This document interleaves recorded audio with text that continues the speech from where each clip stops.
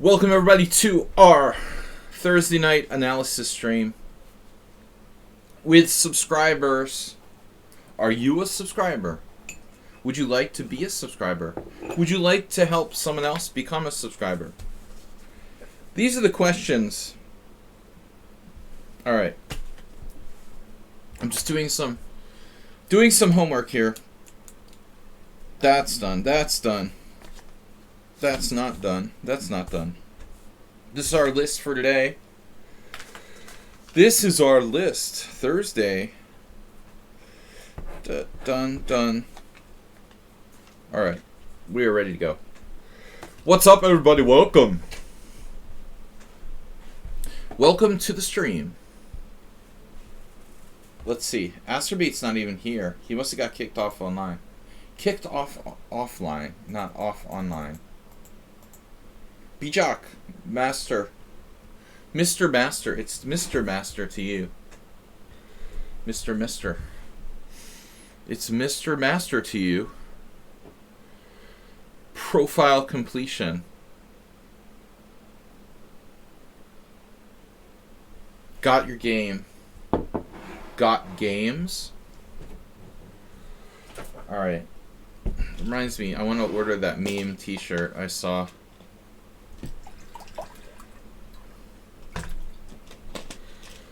I'll have to write that down, make a note for myself.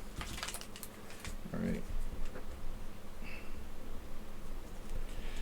So, analyzing games today. Yes, Sumaher is in the list. TP Bot. Asterbait, Mule Skinner, Sparkle Horse is in the list. You gonna use? Be a user, loser.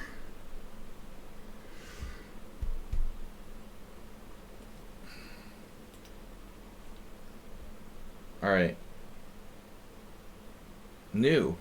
What? Mini feed? Wait, what is that? Some new feature here in OBS. I didn't know what that was. It just said new next to the latest message from 15 hours ago. Alright, good to know. Welcome, Mr. Coffee. Mr. Coffee. Do we have a game for Mr. Coffee? We do, right? Learn, study, my studies.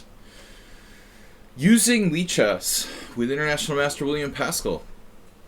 Sladgie Analysis stream. January 5th, 2023.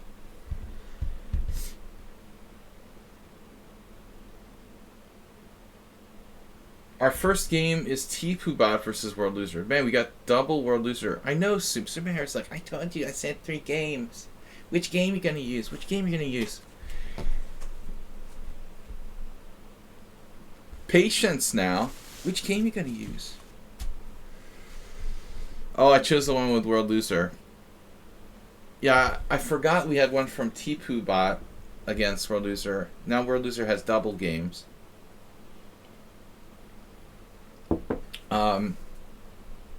So it's T-Poobot, World Loser, Asterbait, Alexander CL, Sumaher versus World Loser, and Mr. Coffee NN. And there's Mule Skinner, making it 6. Alright, is World Loser really a World Loser? Not always. Not in this one. He's a world winner. He's a world winner and a World Loser. Alright, TP Bot is not here yet. Sumaher, do you have to like go early? For a small donation, you can go first. Is Nils has something on Thursday nights.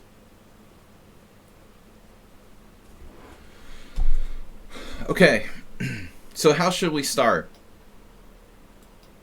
Should we save TP Bot for later? We'll just look at this first. You have to go now. Okay, come back in 20 minutes. Okay, welcome everybody. Don't forget, donate and subscribe. Thanks to Zen Chest, Mr. Coffee, and Briggs Keith for the bit donations. Asterbait for the gift subs. We got it going on. It's been a long time since the hype train. Okay. So, I guess we'll look at this from Poobot. The mysterious Poobot. E4, C5. 24th month anniversary. It seems like longer. Sumer. It seems like you've been watching for at least like 3 years. I didn't realize like you're like post pandemic. Mr. Coffee, let's see, no. Mr. Slow goes back like pre-pandemic. There's like the pre-pandemic age and the post-pandemic age. Mr. Slow goes back to pre-pandemic. You were there at the pandemic, yeah. Mr. Slow is like September 2019. Alright. 2 years as subscriber. So T-Poobot plays Knight C3, the closed Sicilian. Happy Sladgie anniversary. And then D6 from World Loser. Dragon and Najdorf players oftentimes play this move order with D6. And it makes the Grand Prix great again. You know, so if you use this move order for white, mostly people like to play F4. Because D5 is the most powerful answer to the Grand Prix, a strike in the center. T-Poobot should think about using the Grand Prix if black's going to play the move order with D6. Anyway, instead, she just plays G3, standard closed Sicilian. Now we're loser with Knight C6. Knight C6 is not, it's not mandatory. But I think there's some question about like G6, D4 maybe. I doubt that's a problem though. G6, D4. Funny, there's no games with that. That's weird. Turn off this engine. It's hogging up my computer fan though is much more chill since I changed the fan setting. Queen takes D4, Knight F6. What happens here? I gotta turn it back on. Yeah, it's not great for white. Okay. So, alright. I'm saying Knight C6 is the actual game. Bishop G2. And now, wow. So, World Loser plays a crazy move here. Relatively crazy move here. On a strategic level, like, it doesn't make a lot of sense. With F5... the one thing that this move has going for it is that, you're taking your opponent out of book. Generally speaking, this is white's problem piece in the closed Sicilian. So, obviously, when we're talking about playing F5 for black, it's a major strategic question. I mean, do you really want to hurt me? Do you really want to open this diagonal for white? Is that the right approach? Probably not, but there is some offsetting. I would say there's an offsetting value to this move. I mean, he is destroying or trying to destroy white's center. So, it's not clear this is white's best move. E takes F5, bishop F5. It's like a Colorado gambit. We knocked out white's central pawn, and black has a playable position. I was expecting actually D3, supporting the pawn. But that would leave the bishop, shut down again. In the event of like takes, here we go. We're right back to a bad bishop again. So this is the only way that white can be sure that the diagonal will be open. But I don't know if it's worth it, It's an interesting move by World Loser. Not entirely ridiculous. So she takes on F5, developing black's bishop to open her own bishop here. But you're going to have a closed Sicilian player in a position where they're not that accustomed to being. It's kind of open. Now knight on G to E2. Obviously, knight F3 is also a move. The knight is more active here. Alexander CL. This is not a no-brainer. I mean, this square gives the knight more active possibilities. I understand this is a standard closed Sicilian type of move, but maybe she needs to give serious consideration to this. Just an interesting idea would be knight f6, d4. When after like cd4, knight d4, white has a very, very good open Sicilian.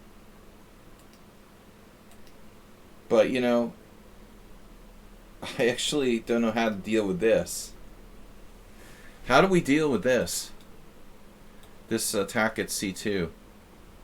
We castle is what we do. And then I borrow a little idea.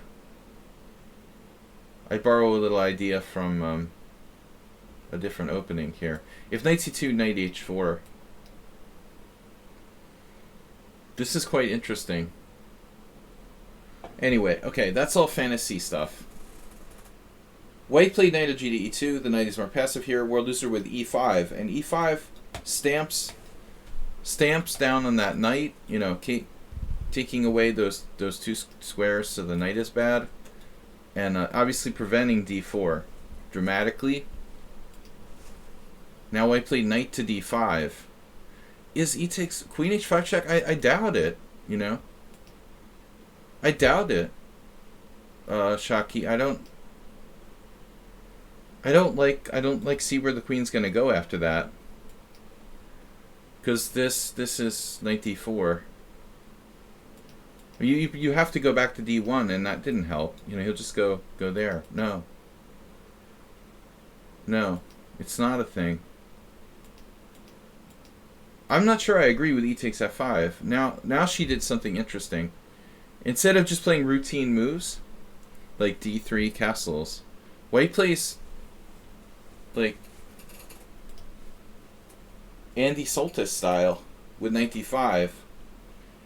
This looks strange, like it wastes time. But the knight can come back to e3, hit the bishop. But most important here is that we make it possible to play c3 and d4. Can white play and break open the center while black is still underdeveloped?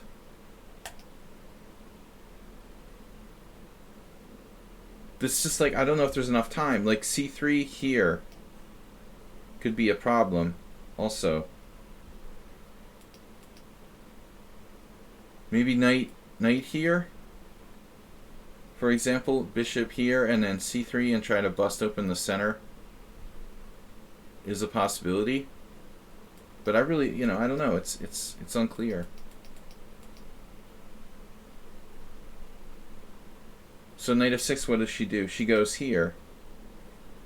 Well, that's a different approach. Now we're not intending to play c3. We're just holding our d5. So I think that world loser did the right thing. You know, just keep the tension here.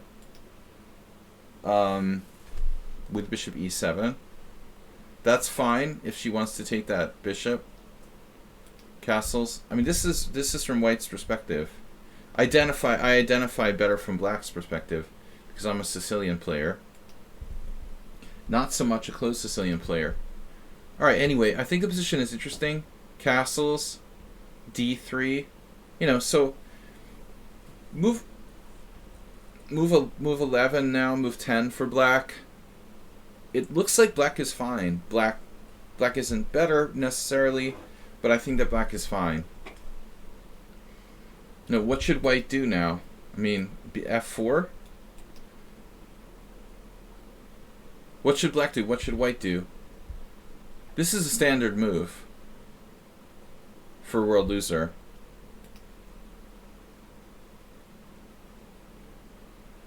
I don't think there's much else. I mean, rook b8. You can always play rook b8. Get the rook off the long diagonal. But I think that black should be focusing on development. I don't like world loser's move here. He played h6. It's not bad, but it does slightly weaken the position. I would think... Sorry if I speak too quickly for some people, but I try to get through all these games. We try to do as many games as we can. You know, the normal move in this position is like queen d7. This is used a lot with bishop d8.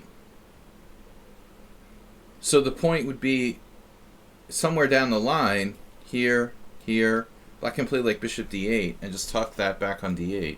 And the bishop actually has pretty good range for a bad bishop. The guy, I always forget his name. Variation. Okay, H6 Lawrence Trent system. H6 from World Loser, and then H3 by white. H3 is kind of a normal prophylactic move. I mean, King H2 gives the king a square. Queen D7, King H2. Okay. Now, World Loser decided to play Knight D4. I think a rook move here is appropriate. Rook B8 or Rook E8. I don't think Knight D4 is bad, but it's also not a developing move. Bishop E3, what's the plan? What's the plan for white? I want to get that knight off of D4 with the pawn if I can. So I would say, you know, can we exchange something here? And maybe kick that knight off of D4.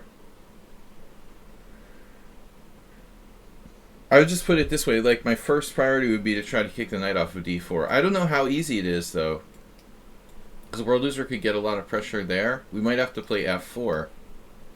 And this could be dangerous for both sides.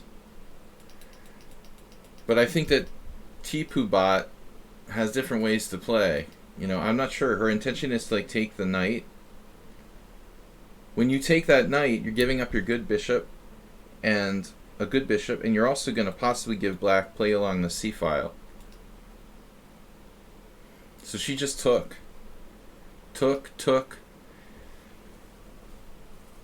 I would kind of wonder about this exchange at the end of the day. If you take on F6, I don't know what World Loser plays, and then Knight D5,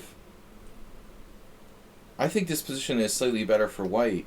Maybe not, but he's definitely, or she's definitely not worse. I don't think so. It's about equal.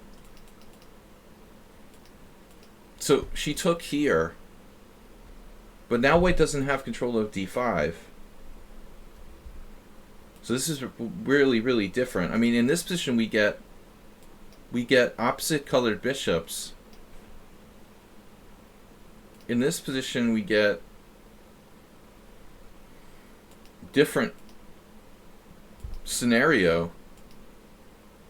Same color bishop.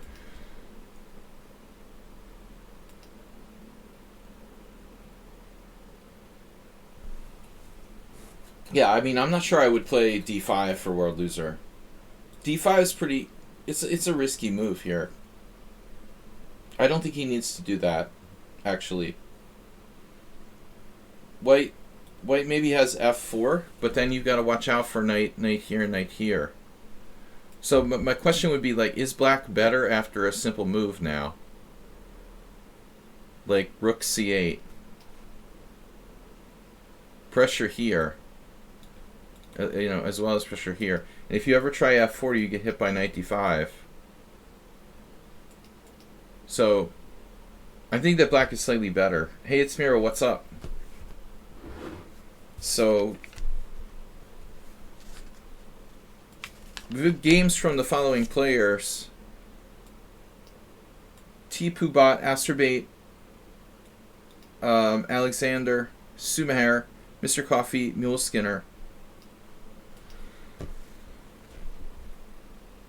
Do you guys feel that black is better here?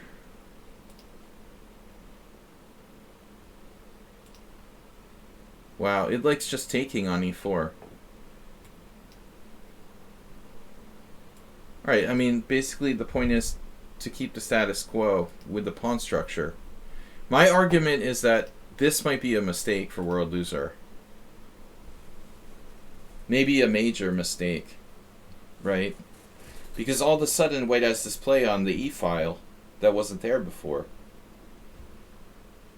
And I think you got to consider the the very ugly pawn takes pawn, but it's probably dicey as well.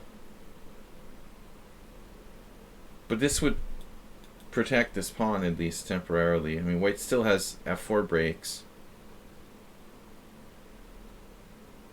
There's also queen h5. I don't think a big deal. So I don't know, man. I mean, pawn takes pawn needs to be considered. Okay, queen takes or rook takes. Rook takes. What about this pawn on e5? This is a problem. Here, bishop f7.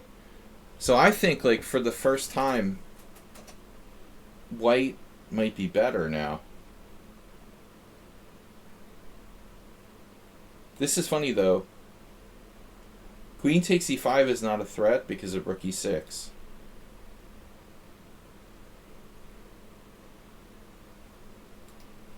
World Loser has to consider all of his options here. Counterattack against these pawns. Sacking a pawn with e4. That's probably not good. I mean, I guess white's real threat is to play f4. So what happens if, like, rook c8? Queen takes e5, rook e6. Now we have a saving blow. Queen g4. Because that rook's on c8. Black has to be careful what he plays, what he wishes for here. Rook e8. Just defending the pawn. So she could have played a trap, you know, anything like a5, queen e5, rook e6. And then probably she would have seen it, but I'm just, you know, pointing it out. White can't actually take here on e5. But I think f4 might be a threat. So rook e8, f4. And here I was wondering, you know, well, what about this?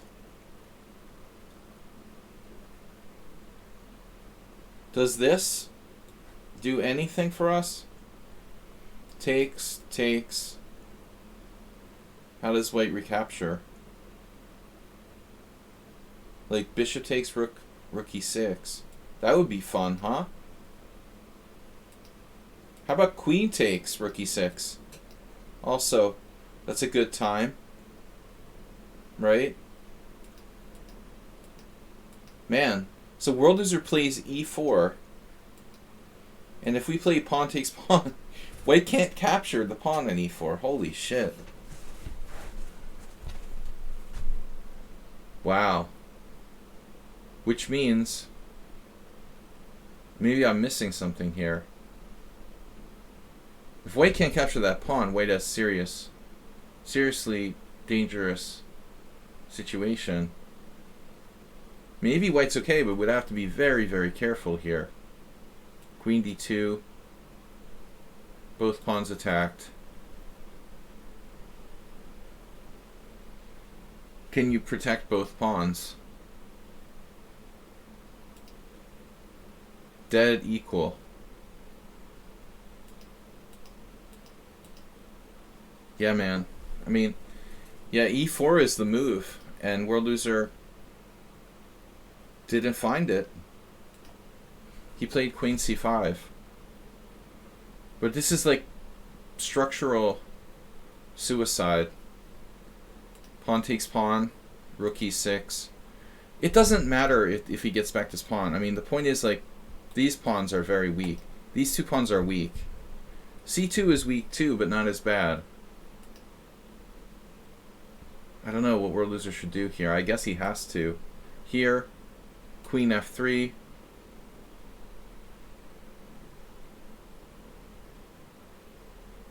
Now you're on d5, and you're on the double attack here. He was playing for time. Rook here. And now there's something with e6, no?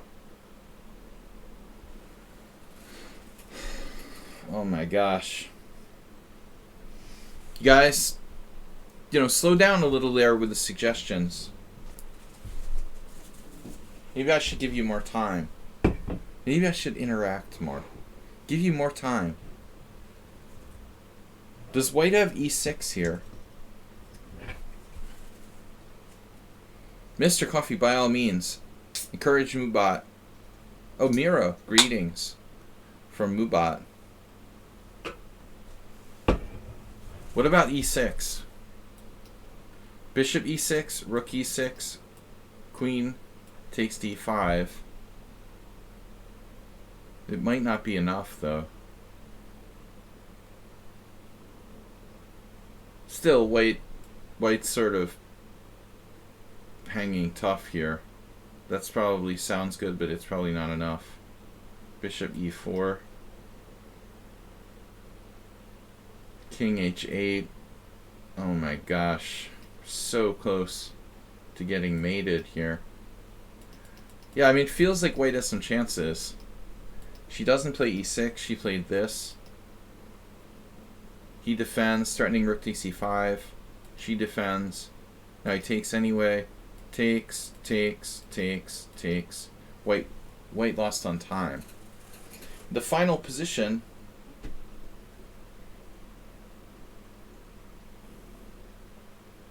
is interesting. I don't know. My gut instinct is that white isn't winning. That is probably a draw.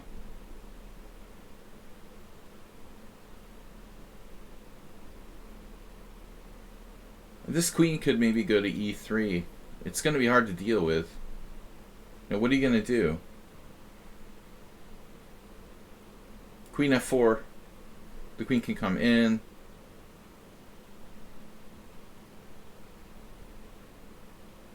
This is a little tricky, though. Like, check, here, takes. That could be a problem. So black can't just, like, do anything. I mean, this is probably a draw, though. The bishop ending. You know, if white plays this, if white plays like this, then there's this, and we don't have time. I don't like this. Maybe it's not a problem. Let's say king g1, d4.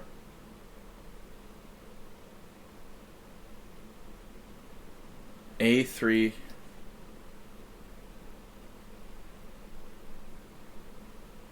White has a lot of pawns on light squares. King f8, c3.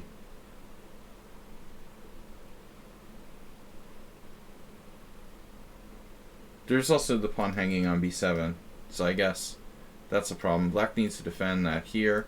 c3. Why not bishop f3 first? I mean, yeah, you can do that too. I think it's a draw.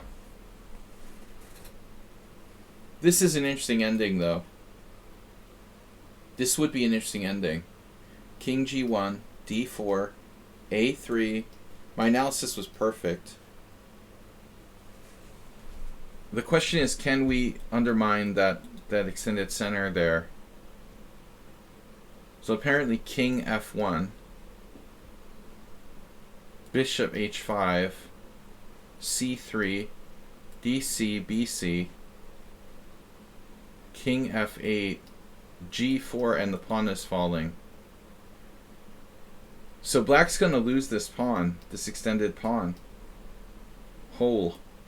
g5, king takes, king e7. Wow. Judging by the engine's analysis, it looks like it's a draw. Even a pawn up. It's a major factor, though, that white's pawns are fixed on the light squares on the king side. King d4, king d6, c4, bishop g6, whatever. You know, bishop e4, bishop e8. If you go here, it's like king e5. If you go here, it's king c5. It looks like a draw. Even the clear pawn up. But that would have been a fun ending. Anyway, good game. Alright, Astrobait is up next.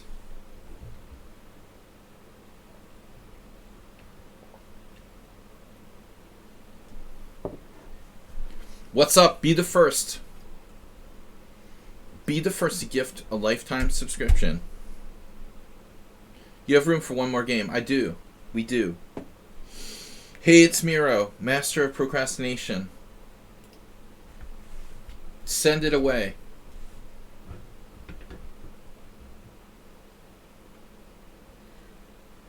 Alright. The one I was going to send you kind of sucked, so I played another.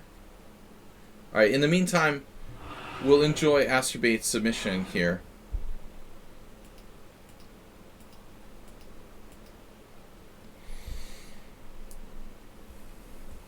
Whatever this is, Vienna Gambit, sort of. I don't know what the real true name of this is.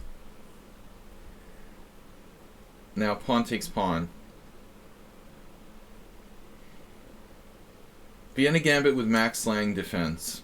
I guess Max Lang like this. And now, knight f3.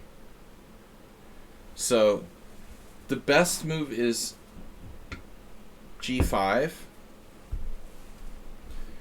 I remember, we haven't seen it for a while, but one of our subscribers cooking rooks scrambled Asturbate's brain with the move d5. I believe. Very few people play g5 at this online level, you know, even though it's like critical. I think that's really, really critical.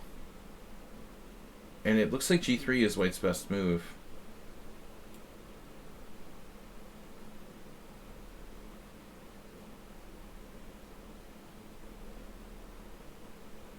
A lot of correspondence games in here. Alright. Yeah, g3, g4, knight h4, f3. These are actual, I think some of these are actual games. Metamucil, Hrubchik. I don't know, are these real players or just like correspondence players I've never heard of? It's pretty strange that I've never heard of any of these players.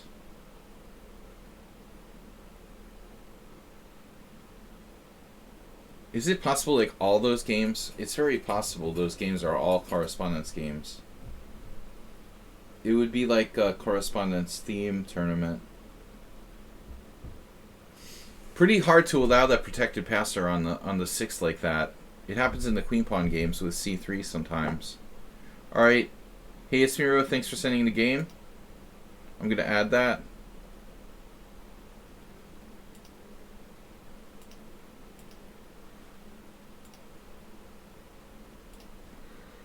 We are back.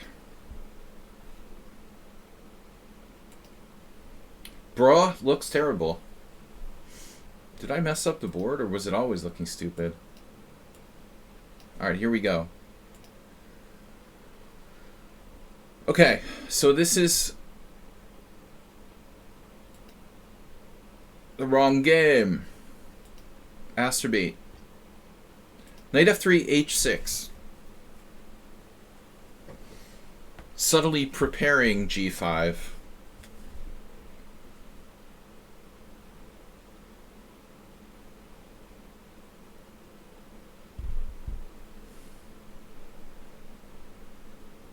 Okay, one thing I will point out. If h4, black plays knight f6 and he has this cozy square for his knight on h5. So you would have to respond with, yeah, a move that's way too slow, right? And then you just get hammered in the center.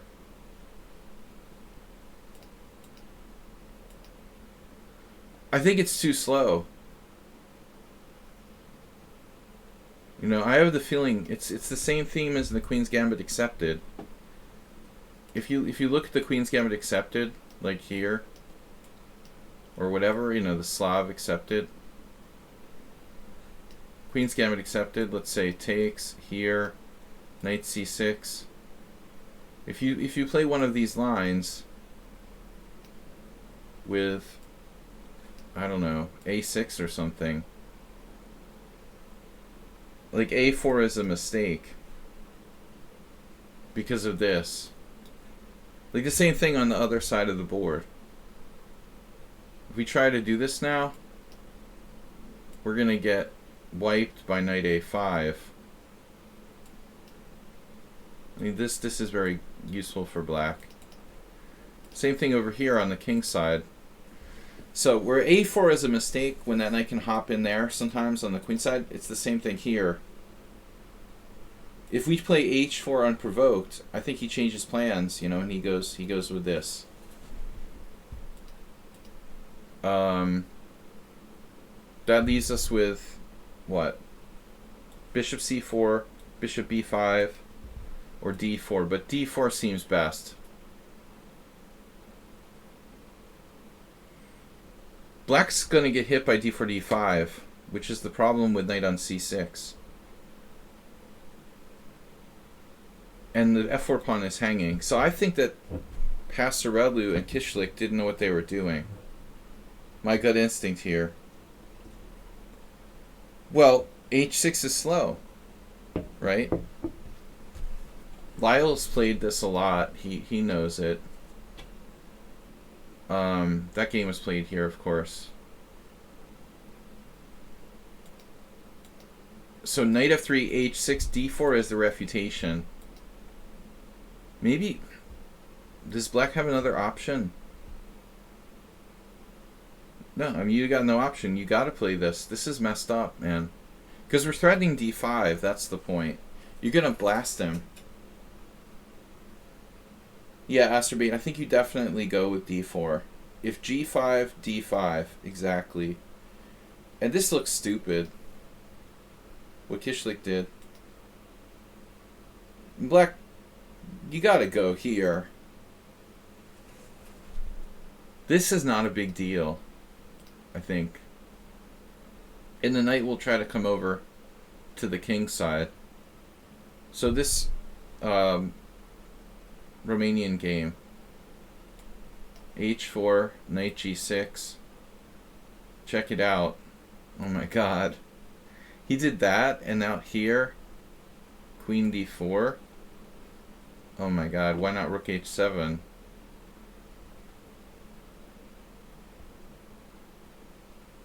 Is rook h7 that bad? I think I'd rather play that than f6.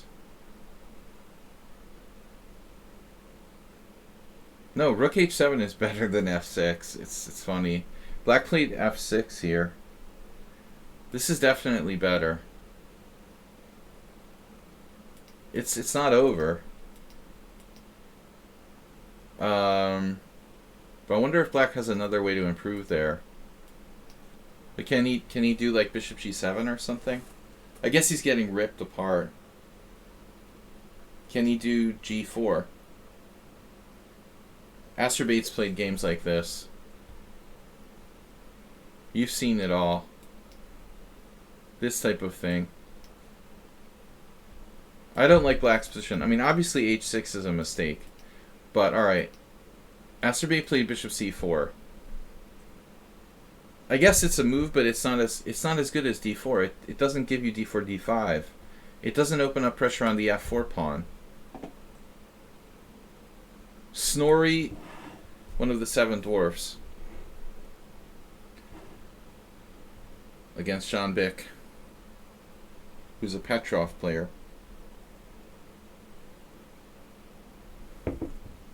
Snorri dwarf.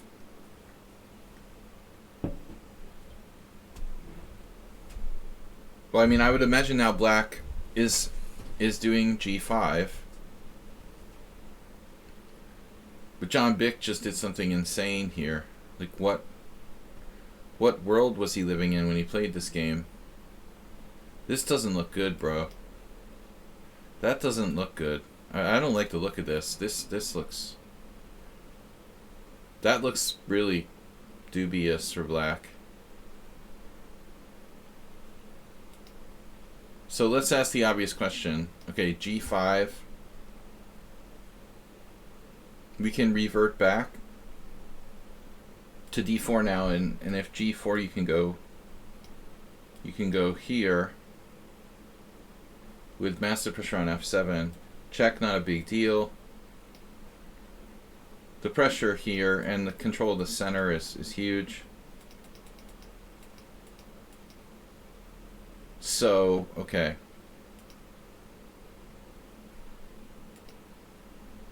Black played knight f6.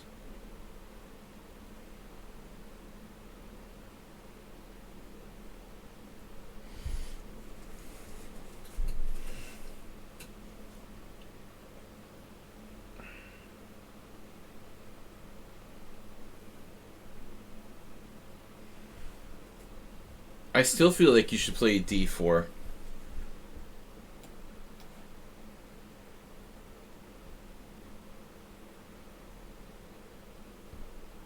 What about like here? Anybody?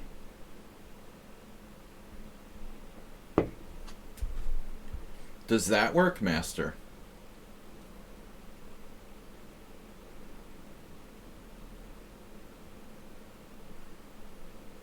No.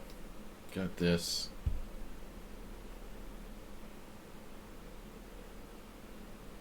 I'm not so sure about this. Looks like white is just winning a pawn. Back, I should say.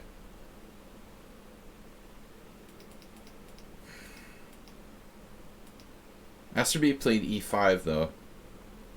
So now it's like kind of ridiculous.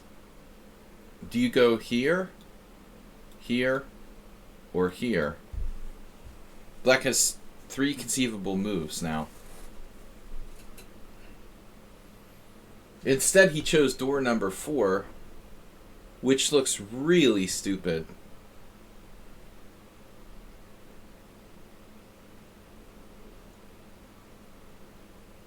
What's happening on the most aggressive move, d5? What do you got? Pawn takes pawn, pawn takes bishop. Queen e2 check, bishop e6. White got nothing here. So on d5, what are you going to do? Bishop e5, bishop d3. Where do you go? Here? I guess. And then we're ready to anchor our pawn. That's all you can do. It's got to be best.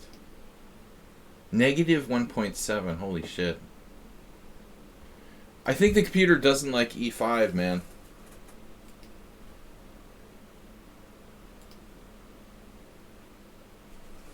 It doesn't like e5. d5, bishop b3. Alright. This isn't that bad. I forgot to mention this. But alright, I think you shouldn't play e5, Astrobate. You should just play d4. This is much stronger. Bishop b4. Alright. Unexplored territory. So Astrobate played e5 too early, and then black blunders with knight h7. This is too passive. d4. White has a very good game now. I don't know. You know, I mean, g5 looks bad. Really bad? But since he can't play d5 without just dropping that pawn, I guess this makes some sense. But ultimately, I don't like it. d5. Morphy-esque. Now we're playing like 18th century chess. 19th century maximum. Okay, I like this. Spirited. Bishop takes f4. Exactly. I like where he's at here. You know? Keep it on the second rank. So black is essentially totally dominated. D6 is an attempt. One of the only attempts for black to stake out some claim. Yeah, I guess it's the only move. Now what do? Do we try to jam this pawn to e6? Not clear, right? It's not clear. No, definitely d6. He's got to do this. I mean, I guess he could castle and play that next move.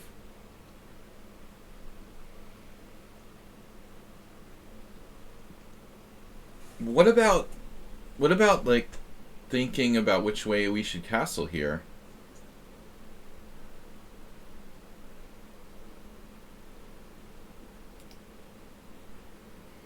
But I'm sure that white is better in this position. It's not easy playing with a space advantage. So this was continuation. He ended up playing bishop c5, and his bishop is like attacking the air. Now, maybe the white knight will come to e4. It's a safe assumption. He could have taken that out instead. But alright, now there it is. But I'm proud of Astrobate, playing fundamentally, controlling the center.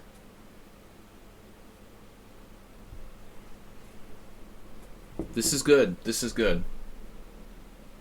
And now black just completely crumbles. Crumbles Stiltskin. I guess we should emphasize how bad the last move was. And the last two moves by black. D6 is good, but this move, probably a waste of time. Honestly, maybe like takes is better than anything. He might as well just exchange.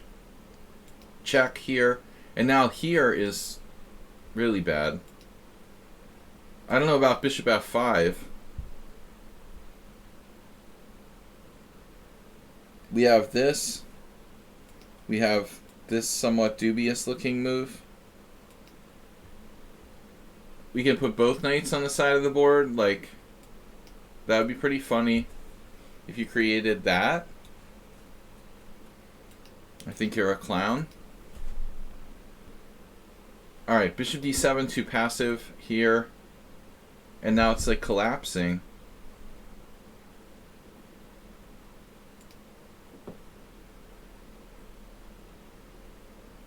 And now d6 just falls. So Astrobate, homie, why? I mean, we've got to consider like two moves here. This and this.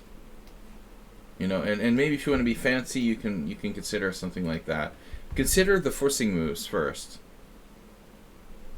You played a non-forcing move here, which is knight d4. I think this is like aesthetics. Yeah, he wanted the knight bowl.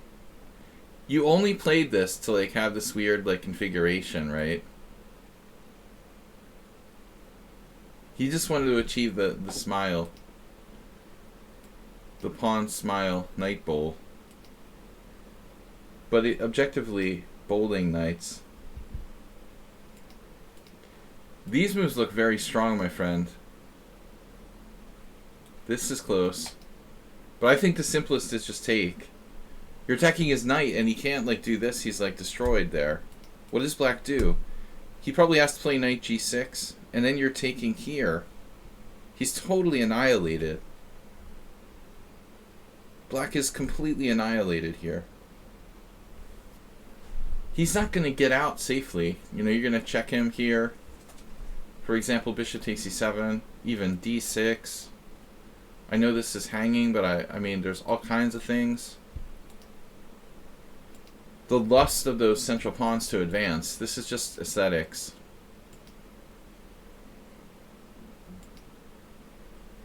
Now when he castles, the guy didn't castle here.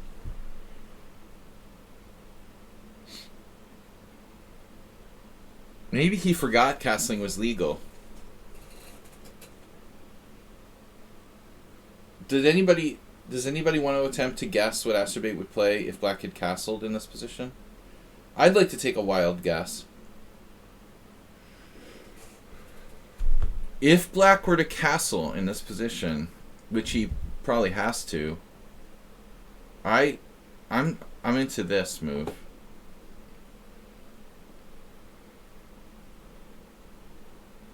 White's control of the center is just like unbelievable, you know? And the mobilization of the pieces. Queen h5 looks extremely strong.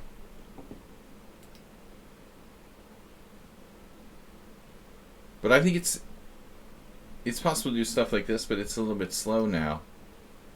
I think we need to set up possibly like a d6 or a bishop takes g7, or maybe even knight f6 might be a sacrifice. You literally might have knight f6.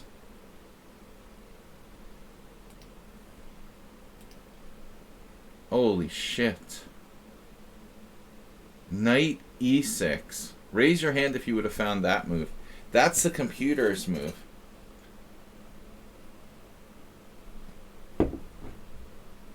Oh my god. You saw it at first? I'm going to turn the engine off for a second. My first idea is this. Is it something to do with like queen g4? Is the idea that he like goes here to threaten this?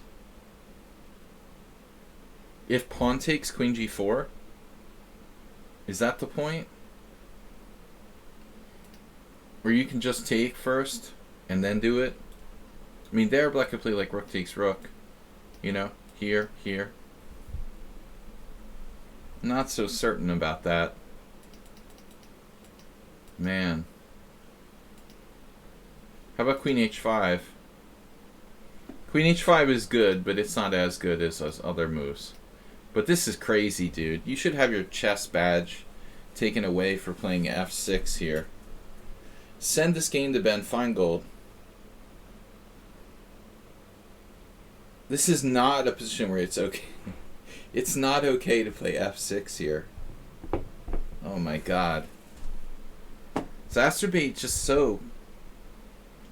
Dude, can you put on like a fur and some bones through your nose or something? It's just way too primitive, man. Knight takes f6. Come on. There's got to be something...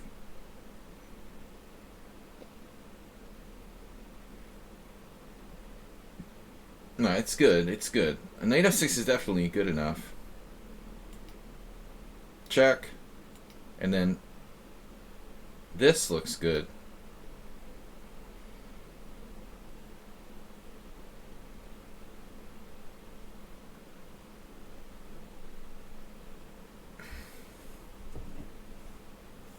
B-Jock. We'll get you some cookies. Alright. B-Jock's crying. He wants to see this other variation.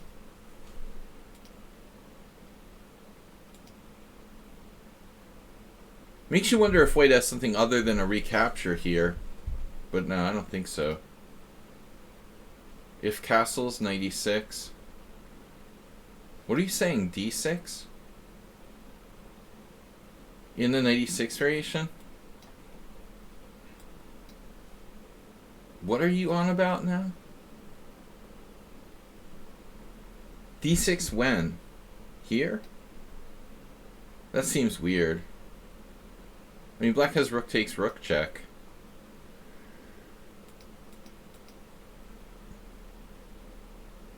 I don't like my queen getting sucked over to f1.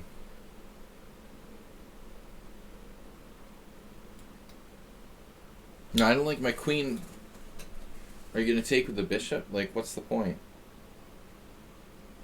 I don't really get the point of this. I mean, black just plays this. What do you do? Take with the bishop?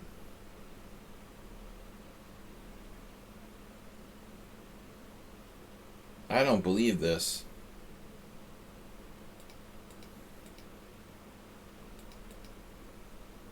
But f6 is like You've been kicked out of the chess world. But Astrobate, don't you have this now? How could you not play that?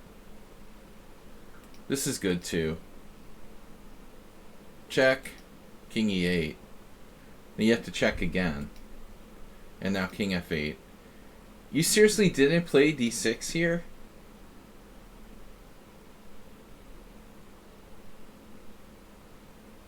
How could you not play d6 here? It's so aesthetic. He's just like caveman. Bishop takes f6. It's so mundane. And like, what's that? What does that do? Astrobate gifting a sub to Chess Zebra. Man, you let him give away all those pieces. That's a funny finishing. At least he let you play it out to mate. Thanks, Astrobate, for the gifts. Only Astrobate is gifted subs this week. That's not right. Free rider system. Astrobate, so generous. Thank you. Damn, dude. How old are you?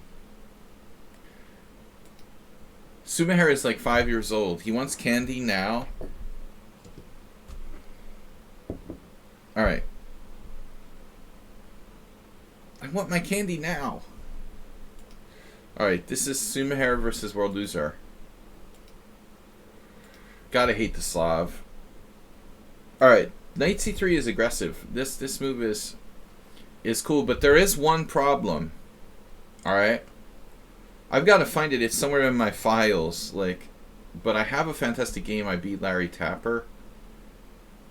It was the winnower variation with e5. One downside of knight c3 is that you allow this crazy gambit. You know, you have to be prepared for that. Have you played against that?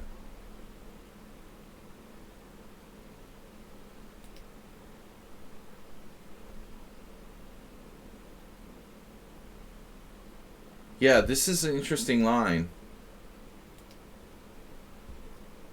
You know, I also thought about it in this position. Takes, knight c3, e5. So it exists here as well, in the exchange variation. Look at the score for black. Johnny Hector. Who else? What do you expect if you play the exchange variation against Johnny Hector? Predrag Nikolic. Some serious players have played this. Wow.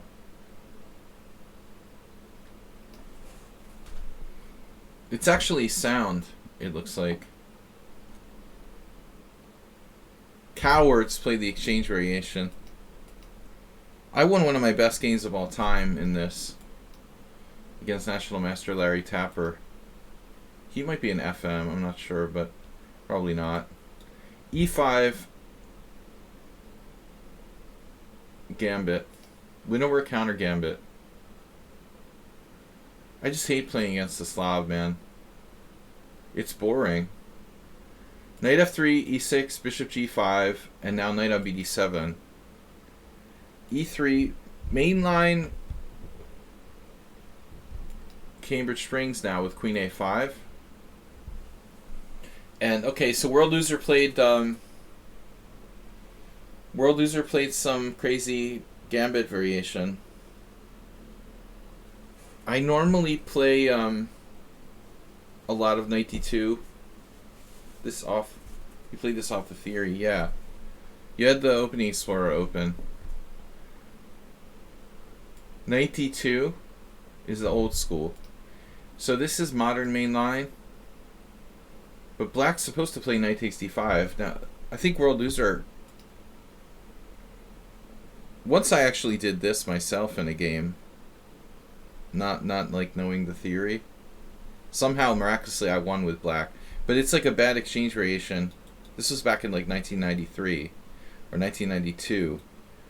I was only a national master, but I didn't know what I was doing, and I played this and I took with the e-pawn. I got a stupid position for black with my queen on a5 for no reason. You have to play knight takes d5.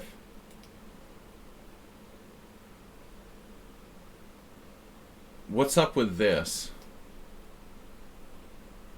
Wow. Speaking of Johnny Hector, another Johnny Hector. World Loser, it looks like you could play knight e4 if you want to. Snuggles the Snail is here. Wow. Long time no see. Asterbait gifted tier 1 sub to Snuggles the Snail. Knight e4. D e6. F e6. Bishop h4. Bishop e4.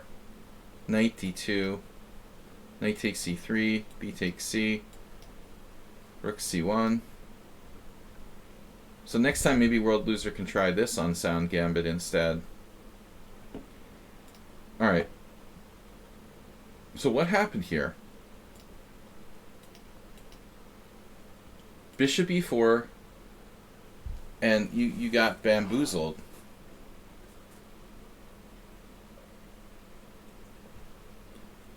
Bean boozled by World Loser. Is this a thing?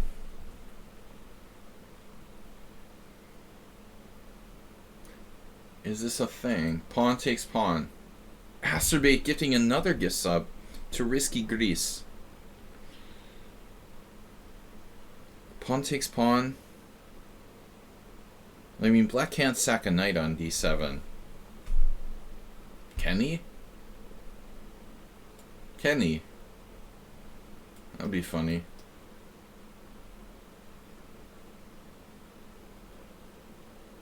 If this works, it would be pretty crazy.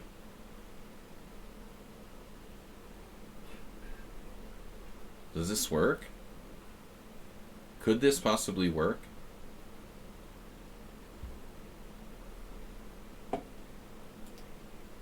Doesn't work. Rook c1. I don't know. I calculated black would like end up down a pawn or something. That's what it looks like. He's down a pawn. But I mean, there's some practical, there's some practical chances, I guess, in a fast time control for black here. And two bishops. It's objectively unsound. So this is interesting. Yeah, I mean, I assume that's what World Loser's intention was. You could play bishop takes, pawn takes, queen takes, check, knight d2. But I don't like that as much for black.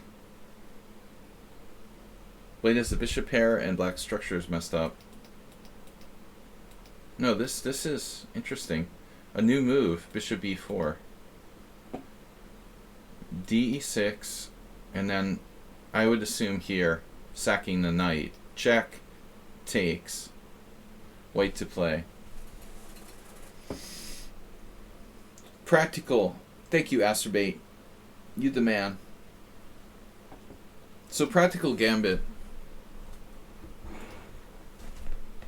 Objectively unsound. So what happens here? Bishop f4, g5, or h4. h4.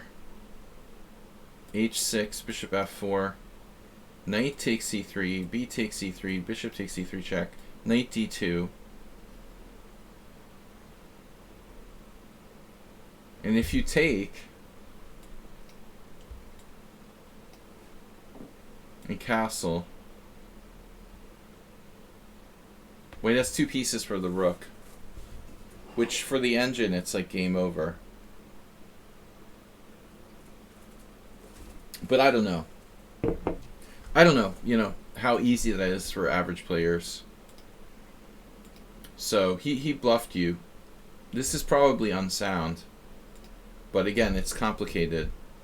So he tricked you into playing queen b3. I mean, maybe it's simpler to just go here.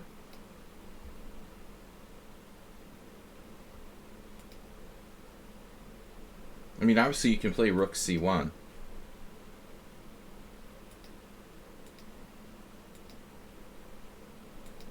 And now we transposed, but your queen is on b3.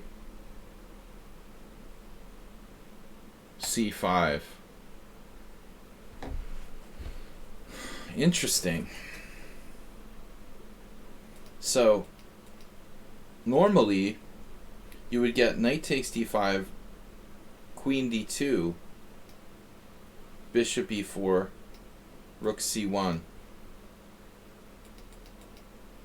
It's like you went queen b3, bishop e4, and we transposed to this line. And now c5. Engine gives it as equal. Bishop c4 for white. Kramnik-Dreyev 2007. Wow, Kramnik lost.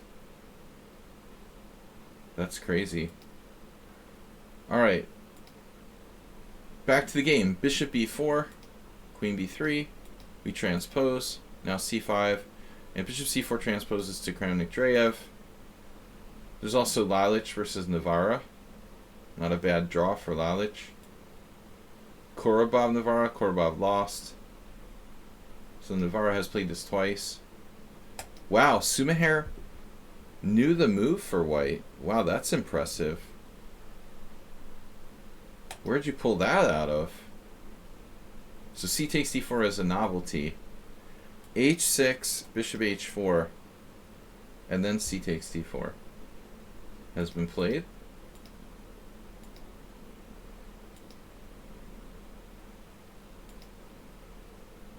We're still following Kramnik-Dreyev. And then this is a new move. So Dreyev just took here, which actually doesn't seem very exciting for black. Black giving up that dark squared bishop. I can't imagine how Dreyev won. It must have been an accident or something. I mean, he's a great player, but he's not Kramnik. Kramnik's so strong. What about where losers move? Why does black have to give away that bishop? It has no good retreat square, like it gets hit by knight e4 or something. But your white square bishop is hit. So this is interesting. New move. Bishop takes d5.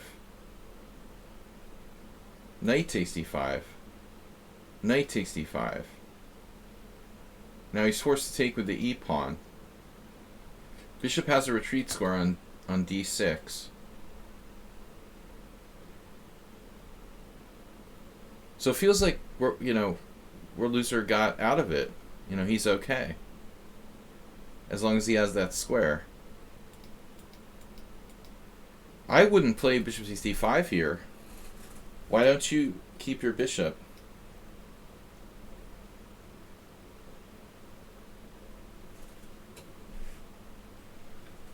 Because of bishop d7 or what?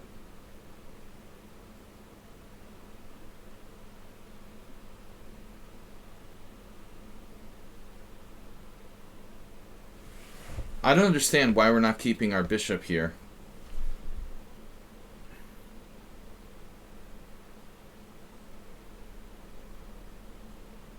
Thanks, Astrobate, for the gift subs. Spectacular Camel just resubscribed. 40 months. Oh my god, 40 months. Tell me about it. Oh my god. I've been streaming for like 70 months. 70 months streaming.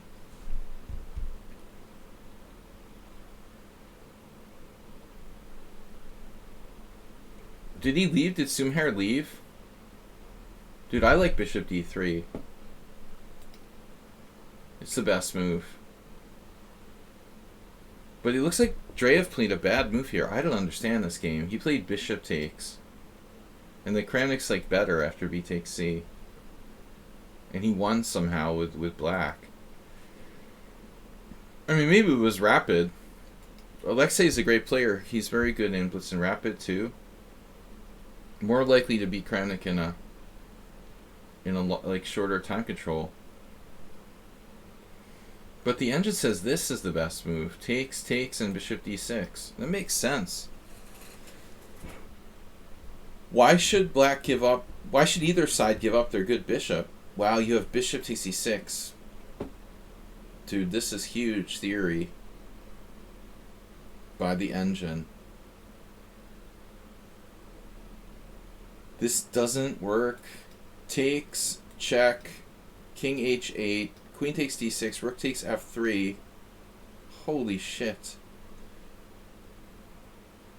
Bishop f4.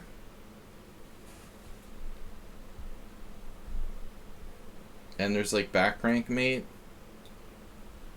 So rook f4, queen f4. With equal chances. That's a cool position. Alright, world loser with the theoretical novelty. Sumair makes a mistake. The game is approximately equal. Take here. And then bishop d6. a3 is a waste of time. You've got to have a more constructive move here. Isn't it? It's got to be a more constructive move. Maybe bishop f4. You kind of wonder about this move. I guess you have to watch out for this and this.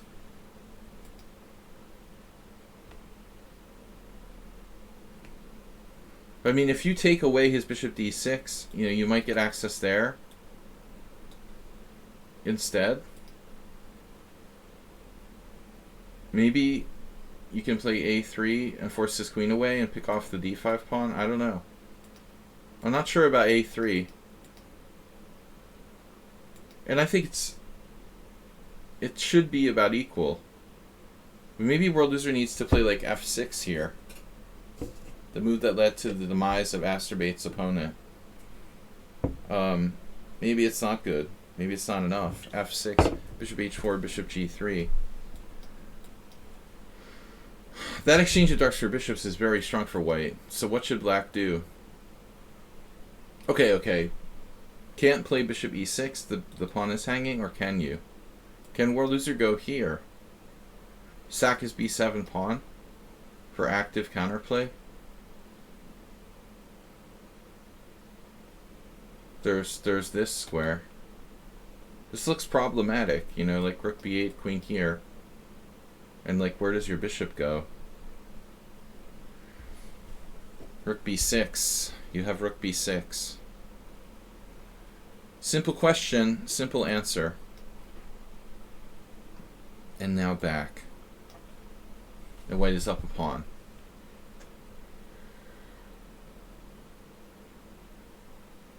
Interesting game, guys. So, rook e1, bishop e6. That was the game. You didn't take the pawn on b7. You played bishop d2. Queen a6. Good move. Nice diagonal here. But maybe, you know, maybe world loser should consider this. I don't know. Yeah, I don't really love it either. But in some situations, you know, like here, maybe he even benefits from the rook, you know, having access to a4. You know, who's benefiting from this more? I'm not sure. Queen a6 is his only move. Now knight g5 here.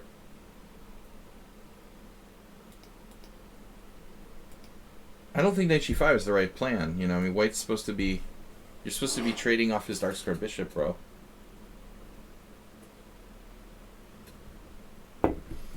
Maybe he plays queen b6 and pins you. Then you go here. It's g5, but it's all good. g5, h5.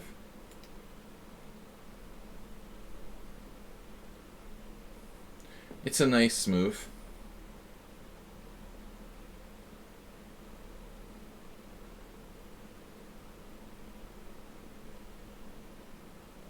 You don't gotta defend the pawn because it's already defended.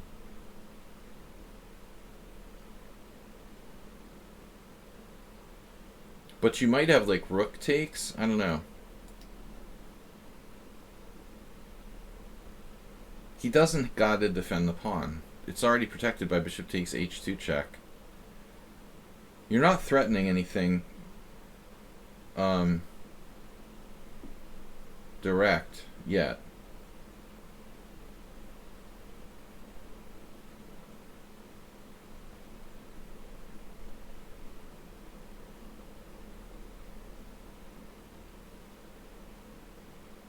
the more I think about this position, the more it comes back to haunt me that he's just like leaving your queen there on b3.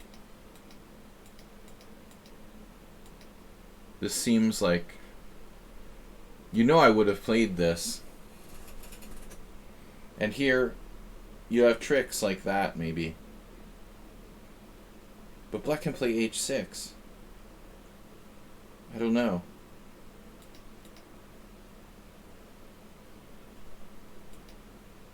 He left his queen kind of out of play and he couldn't get it back in.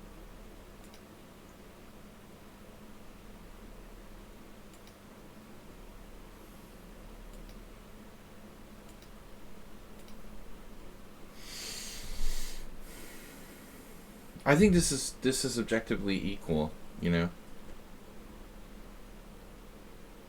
And I think that World Loser should seriously consider maybe taking with the pawn. It's possible I'm being overly optimistic. But if he takes with the pawn, it still looks pretty solid. Computer's still giving you a big edge though. Plus 1 point something. Wow.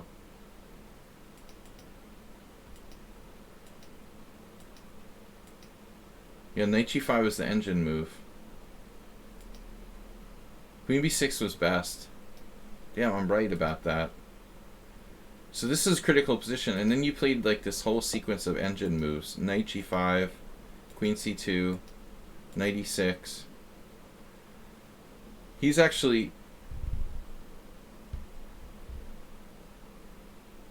he's worse no matter what. I didn't think it was that bad though. I would think like black is almost okay here. I'm sure World Loser pretty much thought the same.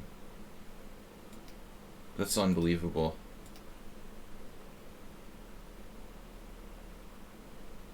Plus 1. Bishop h6 is also engine.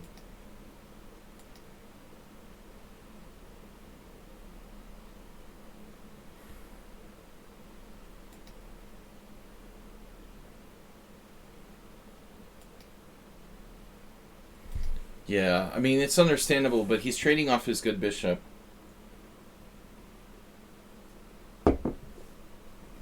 Yeah, man. World Loser plays too quickly. He had e5. That looks a little weakening, though, you know?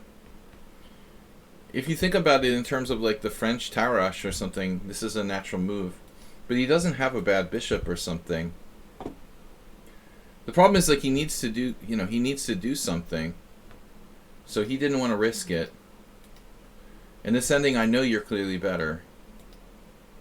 This pawn is backwards, and you had to play on the dark squares.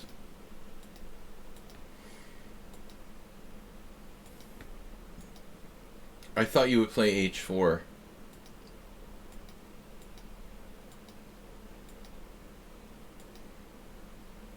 I still think this is probably a draw.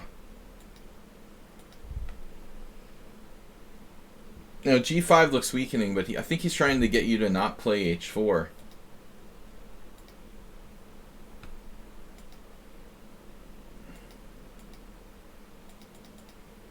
I think he should have played h4. He probably would have played h5, but it's still...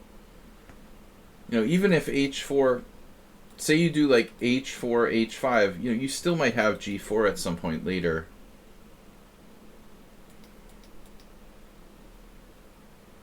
Queen c7 instead of bishop f8.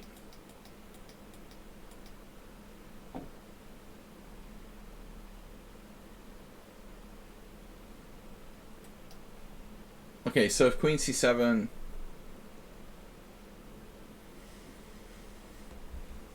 there's all kinds of possibilities, but yeah.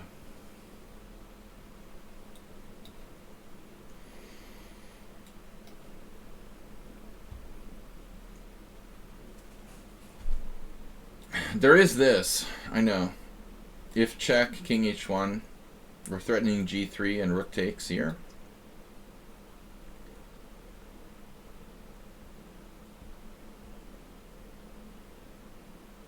It's not clear black should take the pawn on h2.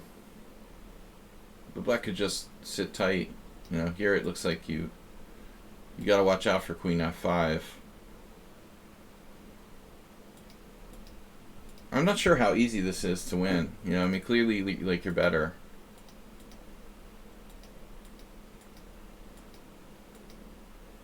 Yeah, I would have played h4 now, stopping his g5.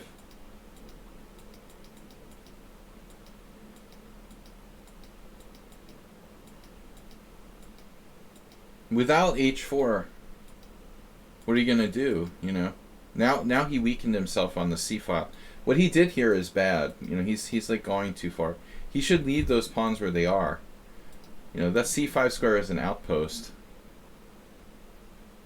Black is like being too aggressive now. You can shift over and take over the c file. So this looks like a strong move. It's black's king that's less safe than white's. World Loser is pushing too hard here.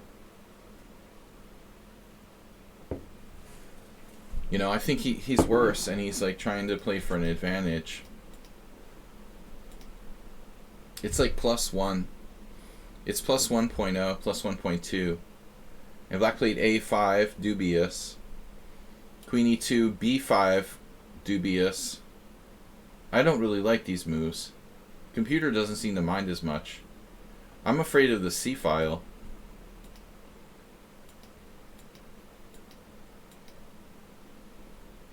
So apparently you had h4. Queen c2. Rook e2. Queen d1. H takes g5. This is a very hard line to find, man. That would be a very hard line to find. Yeah, he was pushing for the win. You both were. But I think his risks that he took there were very large. And now at the end, it seemed like World Loser's pawn is actually an advantage. So you should definitely, if you can't win a pawn here, you should definitely take the draw. Now his king got pretty active. I mean, could you have played this differently? How did this happen? Queen takes d4. So you should have just like checked and taken the pawn right away. No? You like improved his king first to f5 and then you took.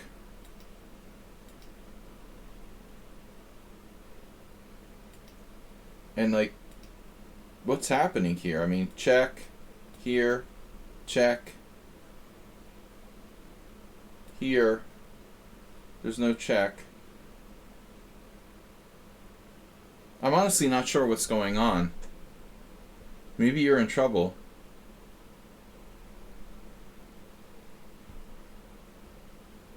But I think that World Loser is totally alive here. Because his king is very active, he has a passed pawn.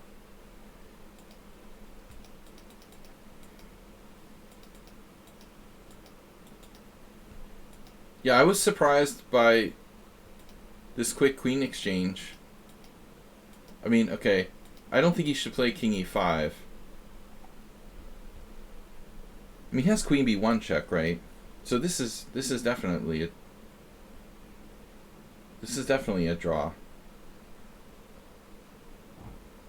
You have to go here, check. You can't play f3, can you? You can play f3. You have some winning chances here. Check, king h3. I don't know, man. You have losing chances because that pawn could come down. You know, I don't know who's trying to win here. It should be a draw. Objectively. So, takes. Now, which way does black take? What if pawn takes? b4. Pawn takes b4. Black loses. Pawn takes b4. Let's double check. a4. King e2. King c4. King e3. King b3. King d4. King takes a3. King c3 resigns. So, alright, that doesn't work. So he has to do king takes, leaving himself with a passed pawn. b4.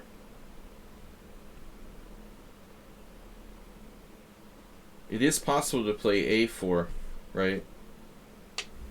You think he was lost anyway? Well, it doesn't matter. It might matter. a4, king e2. How do you win this? What if, like, g4? The hell is going on here? b5, king here, king here, and you're winning? Are you winning? King here, here, b6, king c6, b7, takes, king takes.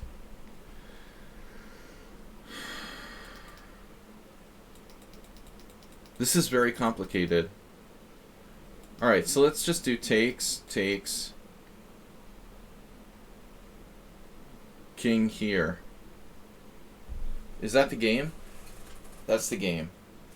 Is it necessary to do that? Can he play another move? There's d4, there's h5, there's g4.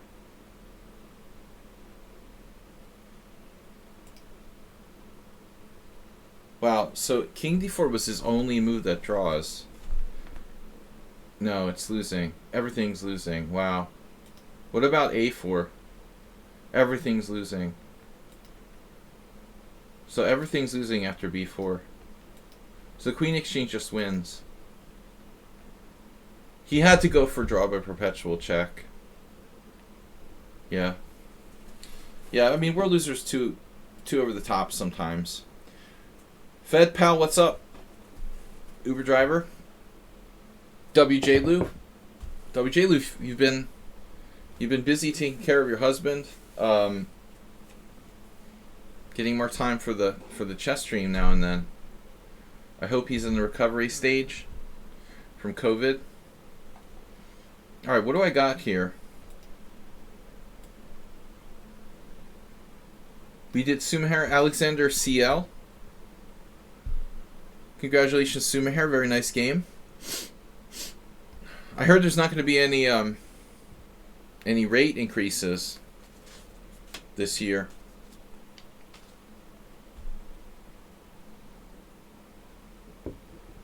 You caught the COVID. Well, hopefully you're fully inundated.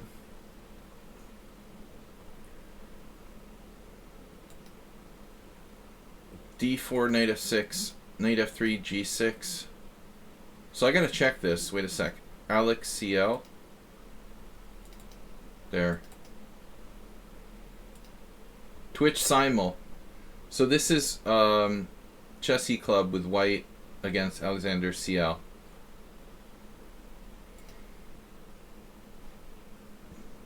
We need to flip the board. Flip. So the streamer Chessy Club, I believe it's a Romanian female. c4, bishop g7, knight c3. You know what's funny? I really started getting into playing like b6.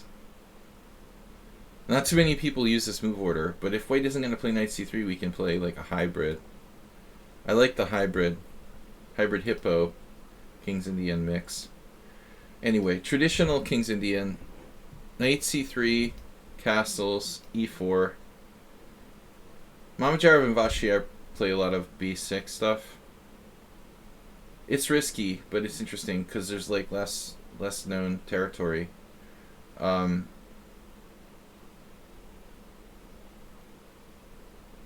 Yeah, d6. So here White played bishop e3. This is referred to as Larsen variation.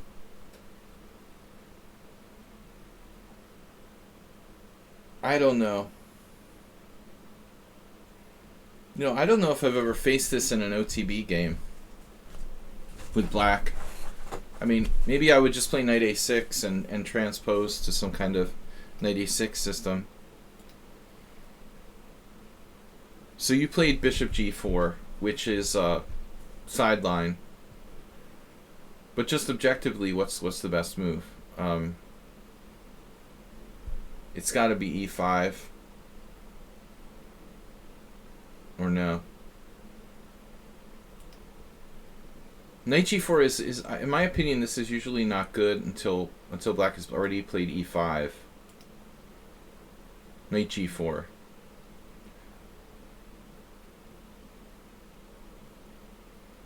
I don't know if you can play Benoni style. If you like the Benoni, if takes, queen a5.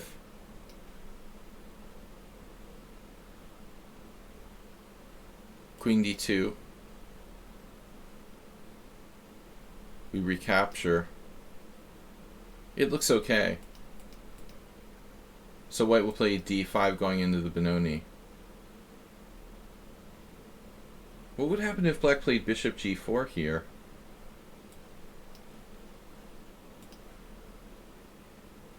Not a single player played that, but it makes sense, you know. Okay, if here e6, white plays d takes e6, and you have to either lose a tempo or take with the f pawn. That is an issue, it looks like. So that's why most people go here. This is an interesting move. But as always, the Benko is unsound, huh? Alright. Anyway, there's other options. You can also do flexible stuff. I had a game like this once, where I did e5, d5, queen a5, or cd5, cd5, queen a5. I thought it was this position, but it's not. No, the knight wasn't on f3 yet. It's a different position. Okay. You can do c6, a6 setup.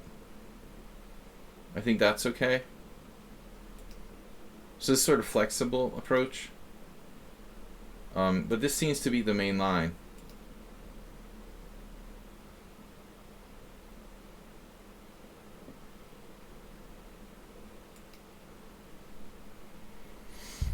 Now you're just going to transpose to a bishop g4 king's Indian in most cases.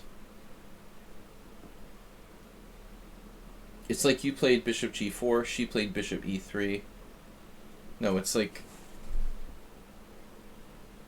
Yeah, it's an unusual move order. Normally the white bishop would be on e2. It would go like bishop e2, bishop g4, bishop e3. So here we're going bishop e3, bishop g4. So can white play queen b3 or one of these other weird moves? Not surprisingly, this is not a big deal. Okay, so you need to know this. Computer says knight c6. Huge move. Theoretical improvement. This looks super critical. This position was only played like 9 times. But a lot of players didn't find knight c6. Surprisingly. It's a very, very natural move to play this. Wow. d5 here.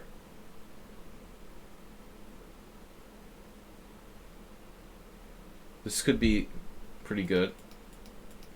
So queen b3 is artificial. Alright, she played bishop e2. We transpose into normal line.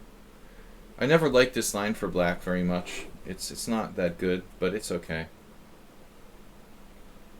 I think I played it once. I'm not familiar with a6. Usually black plays knight c6, knight fd7 type of stuff, or knight fd7 first. Maybe this is better. The idea is to focus all of your attention on the d4 square. You try to gain as much counterplay against the d4 square as possible. However, white can avoid the exchange of bishop for knight. Like here, this is a move. This is a move. In this variation, maybe it's stronger, like knight g5 or knight g1. Treating bishop for bishop. A6 is, it's a move. Yeah, I'm not sure. You know, maybe white knows what she's doing. Like, queen d2 and bishop h6. It's not the dragon or something. It's not really necessarily a normal plan here. This looks weird. Bacro versus Patenyi. Yeah, even Bacro played queen d2. That move is not impressive. And now you did c6. The other players both played knight on bd7. But c6 is interesting. White castled, and now the next move is definitely not good. This is the first move I'm going to criticize.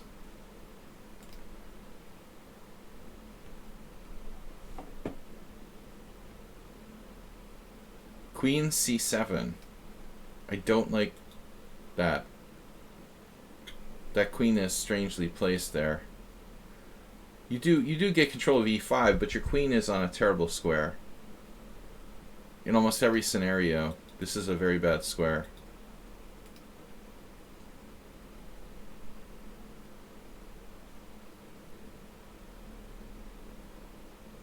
I mean, there's a player here who played b5, which makes more sense to me.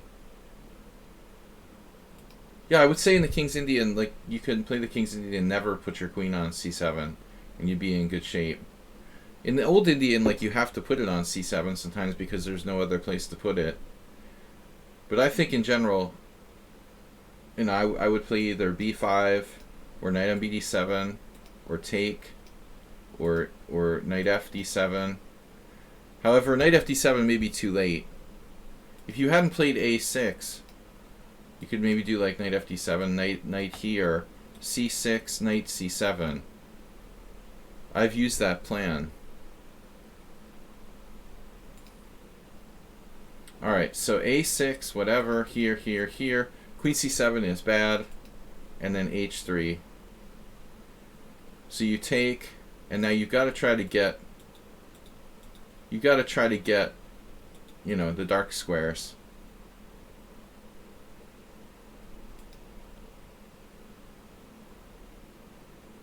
I'm not sure, like, a6 and c6 have anything in common with really queen c7. Are you trying to play b5? It looks like it. But if white puts a rook on c1, you're going to have to move your queen again. You know, actually b8 is probably a better square. Because on b8 you're not exposed, and you can support this.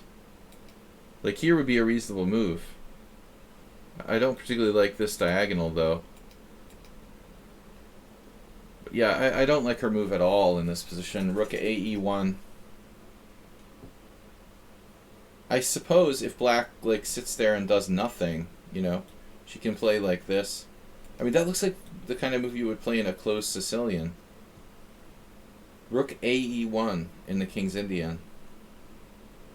You're going to play e5 at some point, I would think. This rook is not going to play on the e-file. Maybe the d-file would open up, and you know, I would see this as being a move. It's almost like she wants to have the bishop to be able to come back to d1. You know, so I think you should play e5 at some point. You're going to have to play e5. And be happy that she wasted a tempo with her rook. The rook is better placed here than on e1. Now, I'm not sure it's good right away. I mean, this is fine for you, though. Take, bishop e2. Maybe b5 or something. Pawn takes pawn, f4, knight c4. Bishop takes, pawn takes. I don't know. I mean, it looks like white might be better. I think you should be playing for control of the dark squares. You know, that's the basic idea. Or, you know, b5, what's the point of b5? Takes, and threatening b4. And now you're on this. So white has to do something. Maybe you can even play knight b6 and get in there. It's just that I don't know what will happen if some tactics break loose here. But I don't like her rook a1. I mean, rook ae1 seems strange. So you played knight b6. Yeah, this is bad. I mean, why would you block your b pawn? Now white just simply plays b3. So you either play e5, b5, maybe even c5. Although this diagonal can become problematic. These sort of tricks happen to me a lot in this type of position. I've had issues before with the rook being on the diagonal with the bishop on f3. If I try to play c5, and obviously white can play this, but you could turn it into a Benko at some point, you know, like a decent Benko maybe. But this is really bad. You know, this is where you really went off the radar. Like, knight b6 is really bad. Because now your knight is on a bad square. You left control of e5. You have no active counterplay. And then you played this, which you're just playing like defensively. You're trying to prevent e5 and c5, but white has other ways to slowly improve her position. Maybe g3, bishop g2, f4, f5, and you're going to get smashed. I'm not crazy about her move here. If I were white, I would just play g3, bring the bishop back to g2, and then use the f-pawn. d5's kind of committal, although it's not bad. I feel like that's inflexible for her. And this is like suicide, what you did now. You just committed suicide.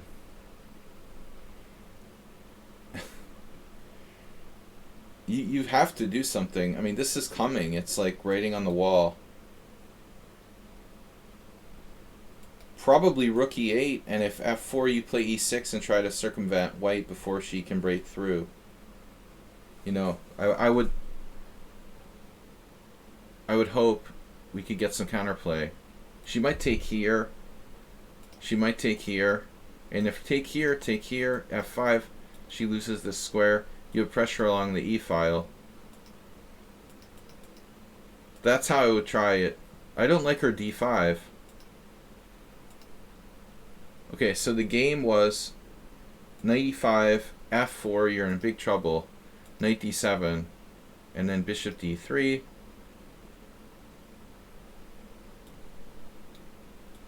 Okay. Yeah, I mean, it's the hardest thing, one of the hardest things to do in chess is to play well with the space advantage. And white like lost their mind here with g4. Okay, it's a simul, and she probably was getting low on time. But that's a really bit howler blunder. So what should she do? Not play d5 in the first place, you know, was a totally unnecessary move.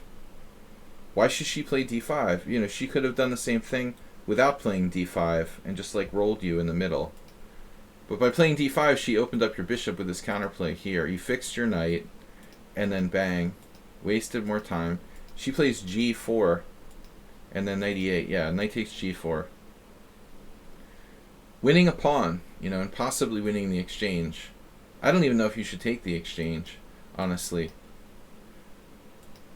I would be content with just a pawn up. You got to take that. She takes here, bishop takes c3, queen moves.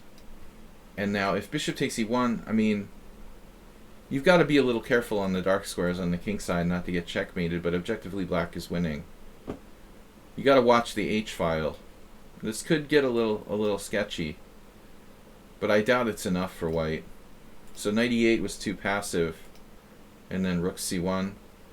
Yeah, and you never play a move like this. You have good flexibility. Maybe rook c8.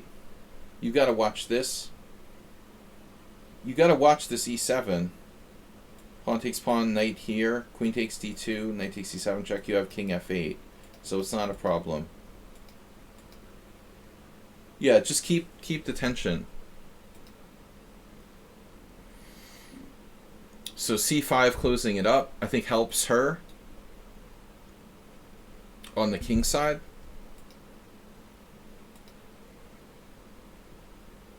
And maybe she should play a4. I wasn't sure. Yeah. She played a4. I mean, the engine's giving her a dubious for that, but I mean, I can't blame... I would have played a4 right away, actually. a4 right away. Yeah, after queen c7, she doesn't need to play a4. You should have played b5, no?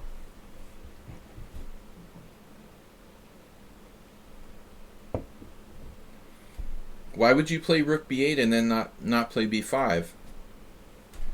Pawn takes pawn, knight takes, rook takes b5. This is the point, right? You're fine.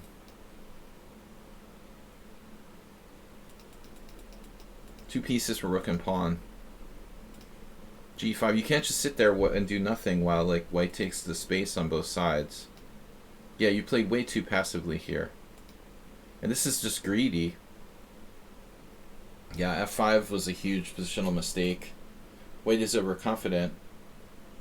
She has everything sewn up and she needs to just kill you on the h-file. She could triple eyes. She could probably triple on the h-file. I mean, it may not be possible to beat you directly with that one threat, but it looks bad. This is bad to give up the square on e5.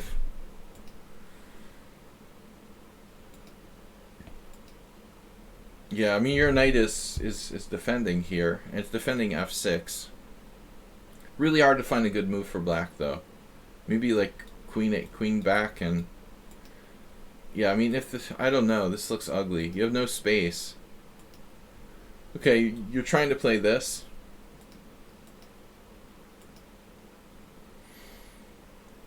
Yeah, bishop there is a good move. She was too impatient. h5's kind of crazy. I think you should play knight back and put pressure on this pawn here.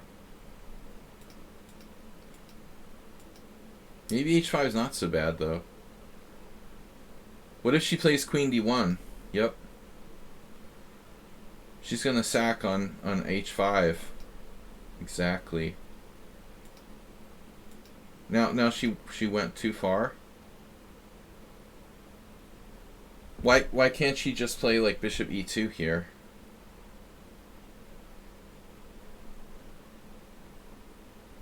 Seems rational, no? Rook takes f6. Does this work?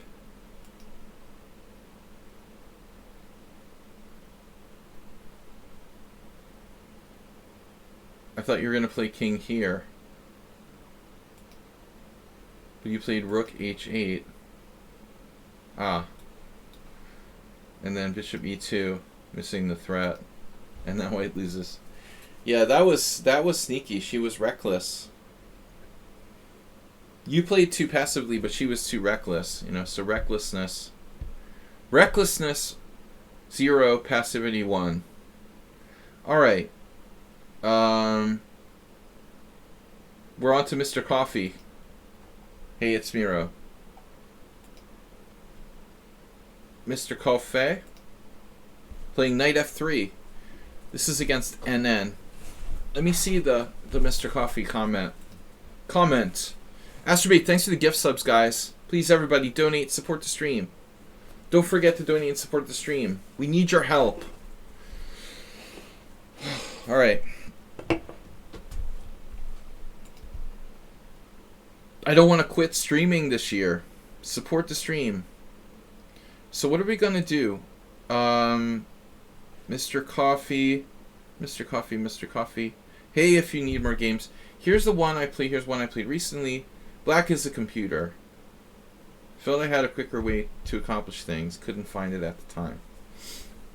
That gives the implication that you won. Interesting game. A lot of pawns. There were a lot of pawns. Yeah, King's Indian I don't recommend for like fast time controls. Alright, so Mr. Coffee's white. Knight f3, b6. Keeping it in the d4 openings. Bishop b7. Yeah, this is weird. I experimented with a couple different things here, Mr. Coffee. I played this. This is interesting. You know, you play the Tory attack anyway, so you could definitely, you know, toss that bishop out to g5 if you want to try something different. You know, I think like this is interesting. Do you want to take and double those pawns or not? This is a reverse Larson opening. I would play that way with black.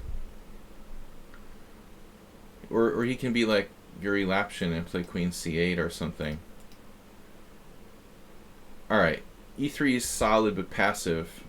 I guess another option, you know, this is very passive.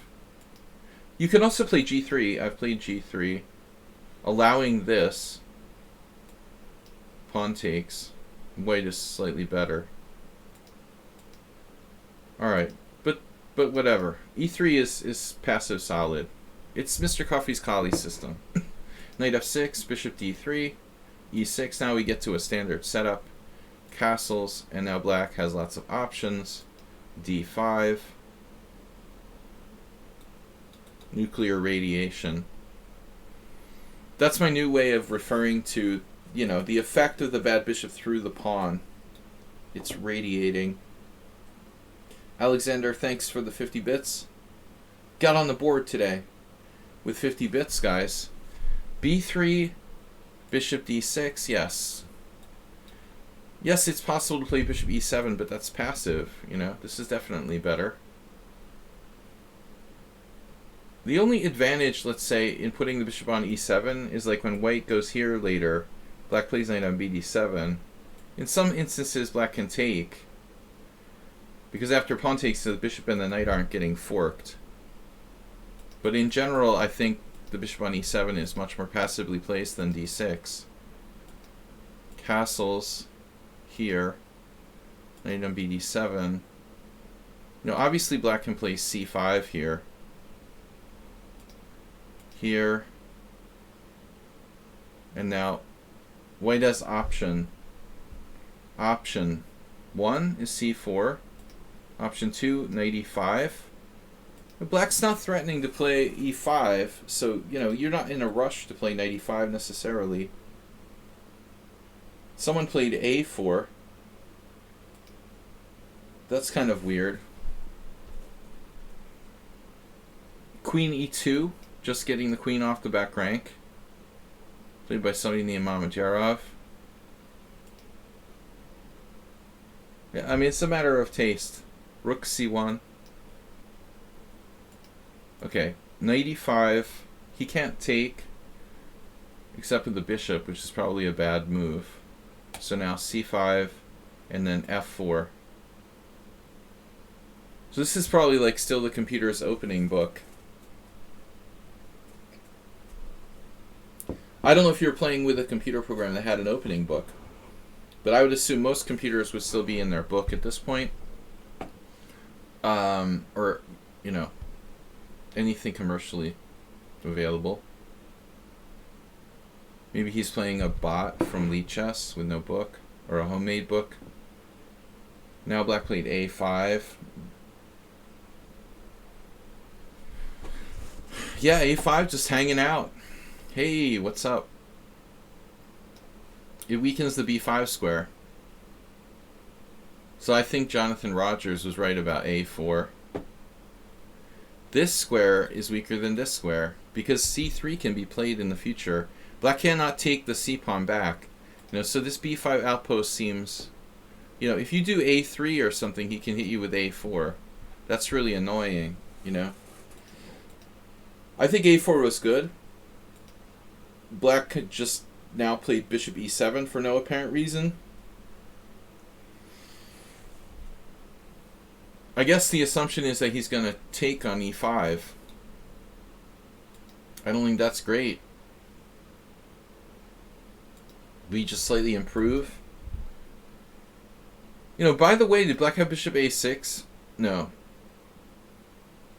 Maybe. Here? Is that a good move? What would you do with bishop a6? I had this game with Ante Burkic 3 weeks ago. It was the same theme where I had to trade off my good bishop on a6. And then he had like good bishop against bad bishop.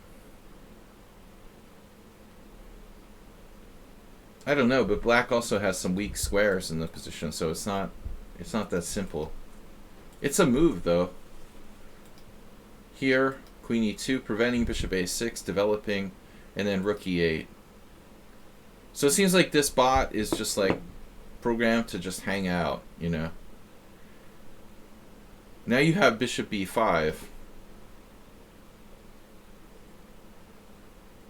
And I think like f5 is legitimately on the horizon. You could play f5 right away. But let's see, like here. What do you do? What do you do? Like bishop takes, knight takes, pawn takes? This looks like pretty strong attack, man. You're kind of all over it. So f5 directly, it's almost like black's just letting you, come and get him. Or alternatively switching gears with bishop b5.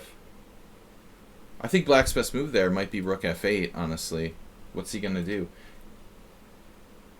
Rook e8 is probably not a good move. He's like weakening the base of his chain.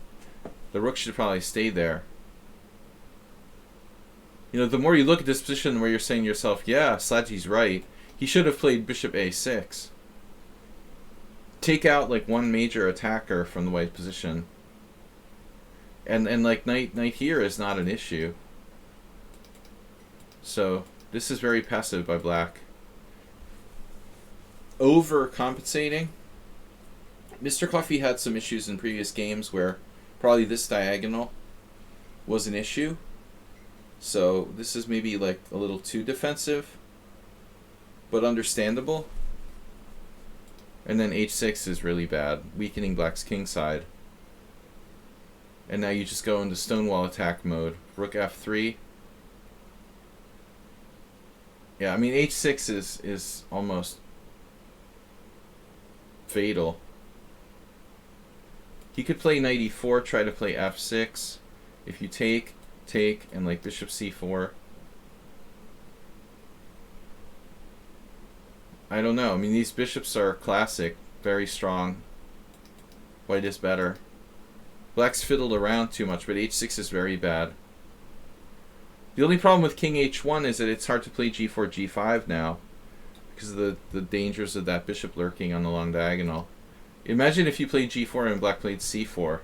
You'd be like, oh shit. That's a problem. Alright. g4 is out the window with your king on h1. Yeah, so sometimes I mean I have played things like this.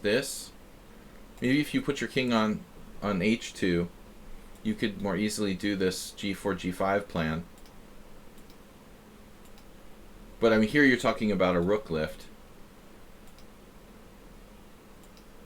Right? It's a stonewall attack. It's just shuffling back and forth. And then Mr. Coffee went back to g1. Yeah, black's just programmed to shuffle.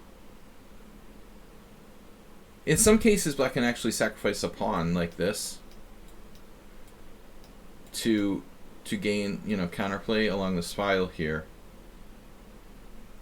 This particular instance really doesn't look like he has enough. Knight f6, queen d3.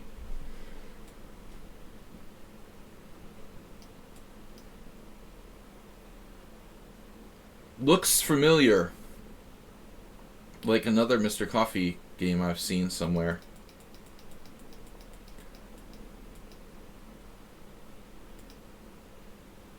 I mean, you have to consider bishop takes d4 as well, but I think this is normal. So g4. Now this pawn sacrifice definitely needs to be considered. I'm not sure you should take it either. You know, you might have direct attack with g5. If you take this, bishop takes, queen takes. I mean, your whole position is pretty open. So it may not be so easy to take him out. The more simplified it gets, you know, the trickier it gets. So he played rook c7, g5. It reminds me of like an old computer from the 80s, where it just doesn't see the horizon attack. Take, and now this is like devastating. Mr. Coffee's like beating an engine from 1988. Now it's like lost. He's just getting mated on the back row with queen h5, queen h8. No defense. So it's too late. It's too late for this. Knight e4, pawn e4, queen h5. Slight problem. Yeah, practicing the stonewall attack is important though. This type of primitive attacking plan, very fundamental. He wins a piece, wins another piece. No. How's that diagonal? You didn't like h1? Ironically, like h1 is probably fine. I mean, if he plays this, you know, you got lots of pieces to stick on the diagonal. I think you're totally winning. But yeah, okay. King f1. A little dodgy. You're up a piece for nothing. Now there's g6, maybe a sacrifice on g6. It looks decisive. So the engine can't play that. It could play yeah, also bad is bishop f8, rook h3, so this is like kind of forced. Now I don't understand what happened here. So rook takes check, king h8. Rook takes check, king h8. Wow. Don't believe the hype. I don't know, man. This looks a little bit fishy. Rook here, threatening rook h6 check. Black would have only one move. Would have to play this. Man, this looks ominous. Rook g5. Or maybe check first and then rook g5. Check here and like rook g5.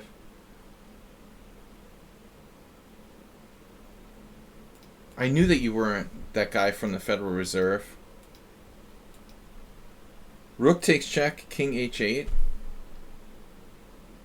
Yeah.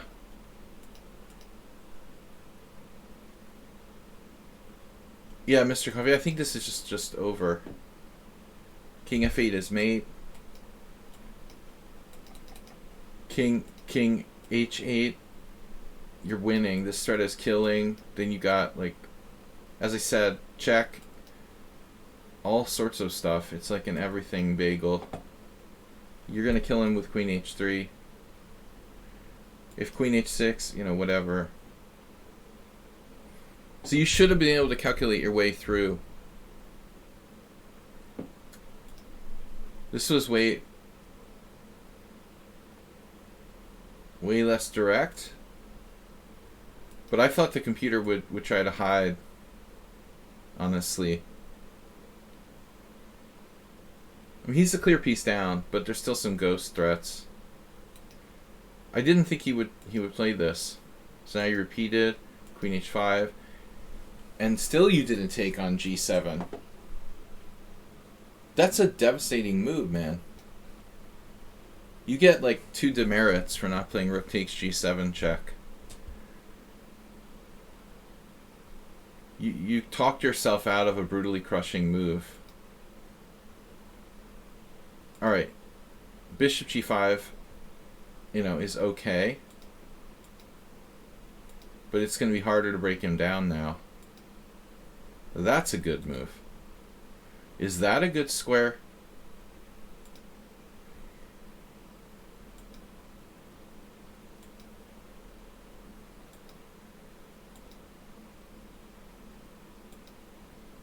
Now, how do we get all of our forces collectively united? Finally, Black has counterplay. Trading that off. And now everything's protected. Every single pawn and piece is protected, and it's just a matter of technique.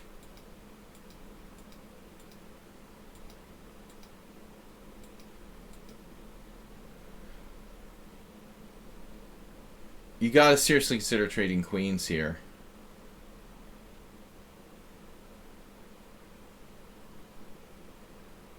Check, and then Queen H4.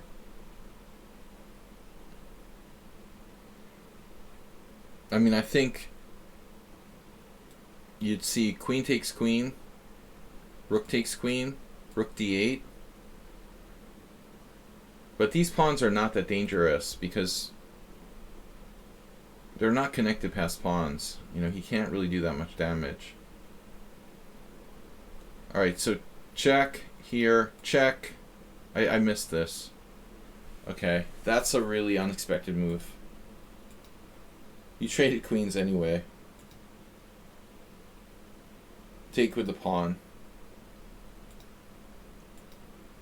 Now you got him. G5. He didn't play G5. Why not King F4? Because of G5 takes, Rook takes E5, Rook takes D4. This should be an easy win. So I think that's better. Now it's a little harder to make progress.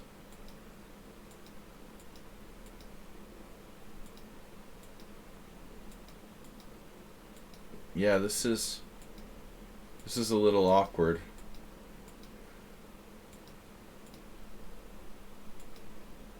Yeah. Don't let him have like 2 connected passed pawns. Yeah, okay, so your technique wasn't perfect. Bob probably like interrupted you during your game or something. I totally empathize. Alright, here's Hey, it's Myro. Hi, Myro. Miro. I never know how to pronounce that. I've heard both. Alright.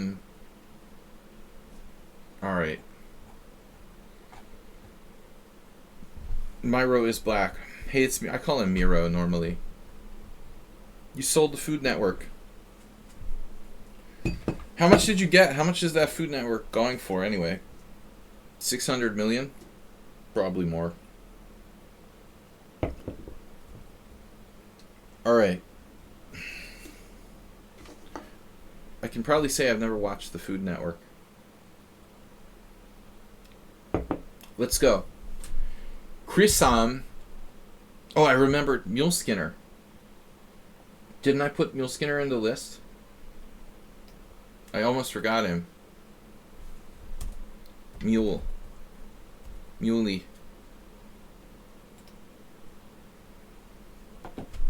No more bronies. Bob's sexuality is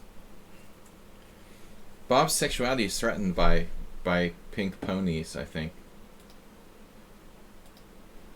Alright. We all have our weaknesses. Some are like garlic and crosses.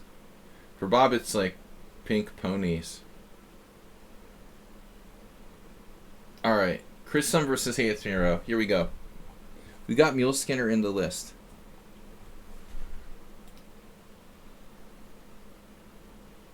E4, E5, Knight F3. Knight C6, Bishop B5, A6. If you hold like a pony up to Bob's face, he like has to like cover his eyes and like go in the dark somewhere.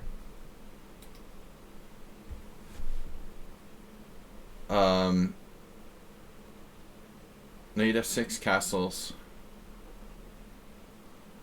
I won't force my woke agenda on you, Bob. Alright. Bishop E7.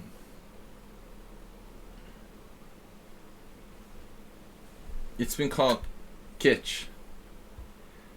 Rook E1, B5, Bishop B3, castles, C3, D5. The Marshal. E takes D5, Knight takes D5. Knight takes, Rook takes, C6, D4. Main line, Rook E1, Queen H4, G3, Queen H3. Oh shit, he got the Igor Ivanov, Nick DeFermian variation. That's funny, I was just mentioning this today.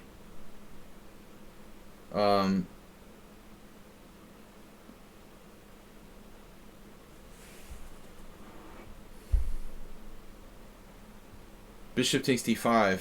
It's a really cowardly variation. But actually, is this the best moment to do that? Because I'm not an expert, on the Marshal. Maybe White can do it like a couple moves later and it's more accurate somehow.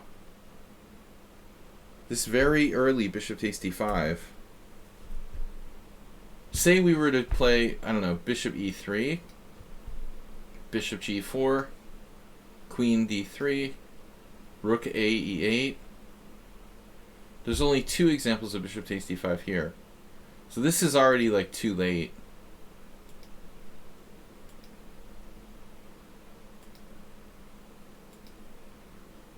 So it's a question, I just wanted to know, like, objectively, if White does cop out with this like anti-positional exchange, I'll call it the I fall out of the chair variation. Whenever like people give up their bishops on D5 or some powerful bishop for a knight, I always am surprised. White is like concretely playing for a draw if they play this move, I would say. Winning chances are like very, very low. Look at the statistics. It's like 28% wins for black, 2% wins for white, and 70% draws. I bet the truth is that it's better than that. It's probably like equal, but only computers can play this undynamic position well for white. Yeah, so bishop takes d5. Not the best. What about another line we saw? Rook here, g5. Queen f1, Queen h5. Just trying to think, is there any other instance of bishop takes d5 being appropriate at a later date? No, I guess it's just now. That's it. The lame variation. Every opening has this like exchange variation. The last time I saw it in Igor's like one of his last tournaments in the U.S. Championship in 2002.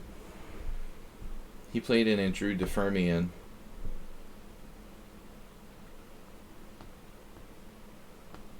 Maybe DeFermian was white actually. I can't remember. Yeah, DeFermian must have been white. Maybe Nick played it against Igor. I don't know why though. It doesn't seem like objectively white has any good winning chances here. Queen f3. You're up a pawn, but your bishop sucks. You're undeveloped. All your pieces are on the first rank. You can get checkmated on the light squares really easily. black can take over the E file. There's like f5, f4. The position is just way more dynamic for black. So here, everyone plays bishop f5, but there's a handful of games with bishop g4. And if somebody named Cannibal played the move, it must be good. Yaromir Cannibal. That's my next name. My next life.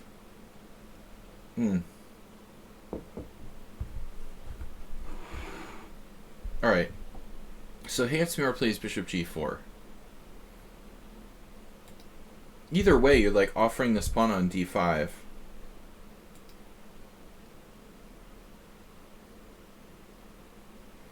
Do you know what's really gross?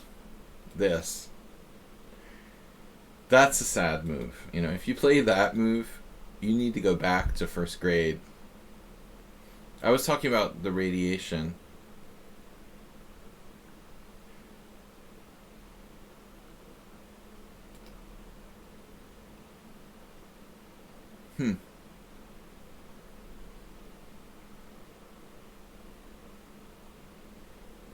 There is another interesting option here, rook a7. I was thinking about. The idea would be, you know, like game over. But I guess at the end of the day, you have to understand that White's only plan isn't necessarily taking this pawn, right? I mean, the really dangerous plan is bishop f4. So the point is, like, losing this pawn could be very dangerous for White, or taking the pawn could be very dangerous for White. His main threat is bishop f4.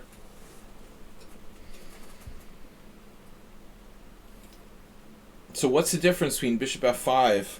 You know, bishop f5 threatens also bishop e4. You're forcing White to take the pawn. You're like, gonna take it.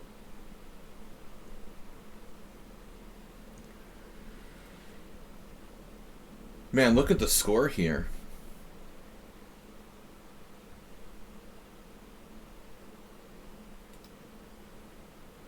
Probably White shouldn't take it. What's up with knight d2? You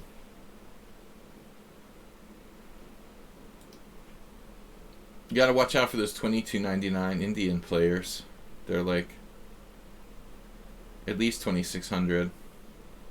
Man, Gustafsson couldn't beat a 22.99. Man, he was killing this guy.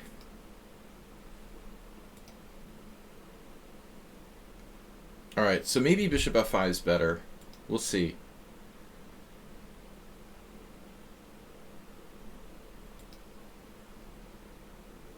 So the point is, like, rook d8. And then queen g2. You did a new move here. You did a new move. So if rook d8, queen g2, you can't trade queens. You have to go here. This rook d8 doesn't do a lot, honestly. How's the eval? Wow, White's okay. Wow. So that's not very encouraging. Cannibal Lecter. Cannibal Lecter won, but no one has played the novelty rook e8. That's an awfully obvious move for people to neglect. Wow. It's just not good enough. Wow. So the takeaway is that bishop f5 is better. Queen takes, rook e8. Why not like bishop e3? Then you're mated. So that's really the main thing. You know, the threat of playing bishop e4. You have two things. You have the mate here, and you have the back rank. Now you know. It's funny though, bishop g4 has a good score. It looks like it's fine for White. How did these guys lose? How did Cannibal win? Just ate his opponent at the board. Okay, a couple people played knight d2. Oh my god. Are you serious? So he just allows bishop takes g3. Svetlana, what are you thinking? There's a guaranteed queen trade? Wow. White traded queens and still lost this position. Holy shit. She actually traded queens and she was a pawn up in an ending and she still lost. Dude, that's crazy. That's crazy. But Cannibal wouldn't do that. Cannibal did rook on DE8. That's insane. So there's no bishop E3 now? You actually lose a tempo? So rook E8 is better now. Slightly better now. White was still okay after rook E3. Bishop F4. Wow. The Cannibal knows what he's doing. He really knows what he's doing. This shit is for real. Animal Cannibal.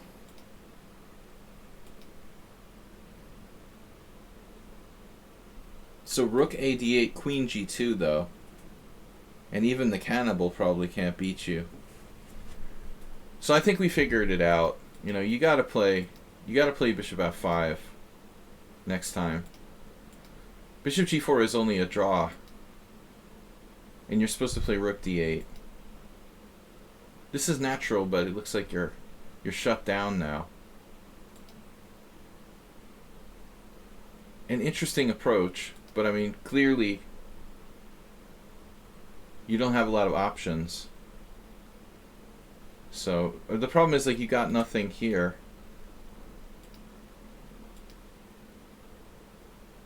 You have a bishop F4.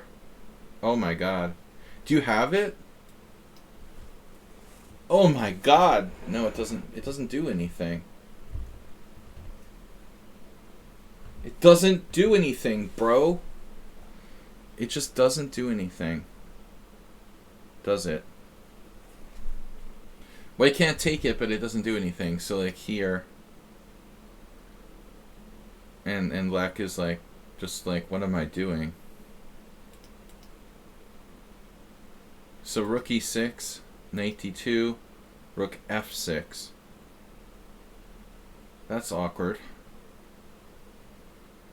This brings new meaning to Hope Chess. Does he have knight e4 now? Sorry, am I missing something? Knight e4, rook f5. Knight e4, rook f5. That's nice. That's nice. Very nice. So here, knight e4.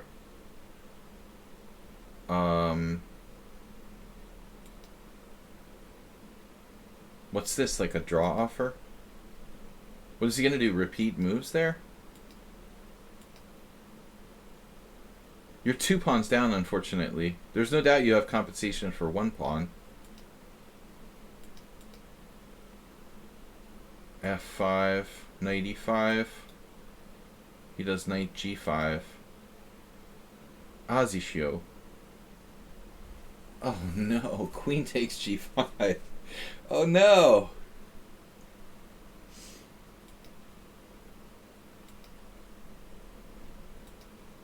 Oh man. Isn't that queen well placed on h1?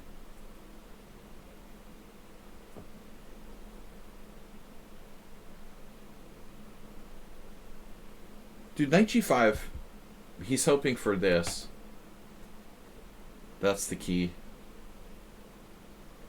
The main thing is, like, if you tried to do this, for example, you would run into queen d5 check.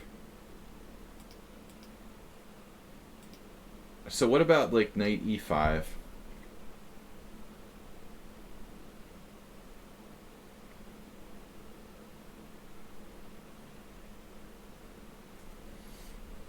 I wish I was from California. All right. Here.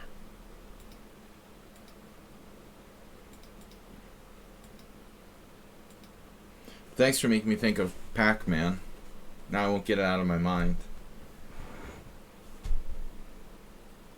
Trying to guess all the Pac-Man ghost names. That always like confuses me. Queen takes d5. Queen takes g5. And then you're just up a piece. Yeah. This is sad. So is there any question here? My god, dude, you missed rook here? Wait, there's gotta be something. Check. King here.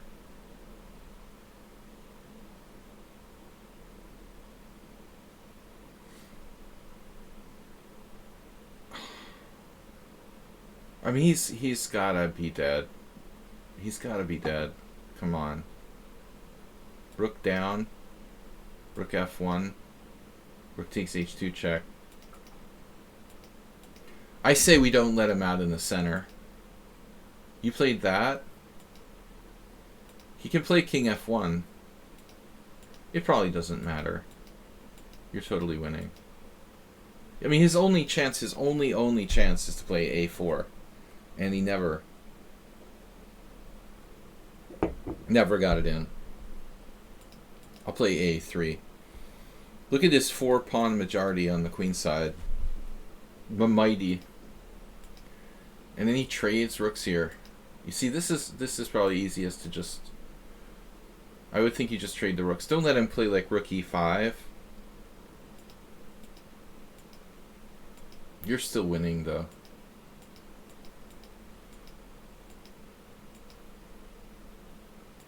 It was easy enough. No, you gave him your f-pawn?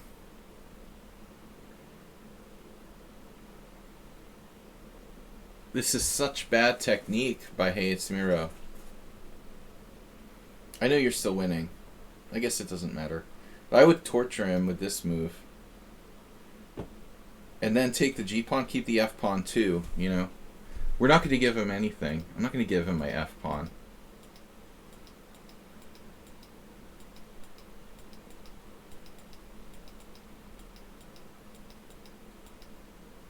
There's that Supertramp song. We take the long road home. That's what comes to mind here. What are you doing? It's like you're trying not to win. Oh my god. What is happening here?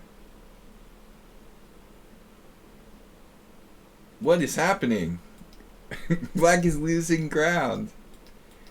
Dude, go in there and get him. It reminds me of like a fight in a boxing ring where like you're the coach and you're trying to like push the boxer into the ring. Like get in there. Throw some punches. Like get in there, Rocky. He won't like go near him. My god, dude, what is happening here? What are you doing? You could just like win. Can't you just win immediately? King d5, king d3, king c5. I don't know. King c2, king c4, or king d2. Let's say king d2, king c4. This is the question. Get to some situation like this. So there is a point to this madness. There's a position where it's like hard to make progress. Here, let's say, I want to just point out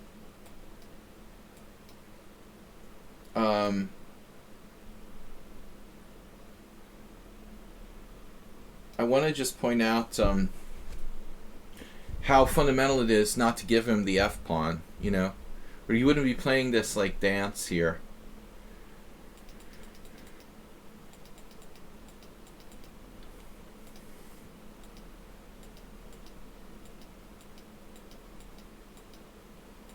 Is there going to be a stalemate problem?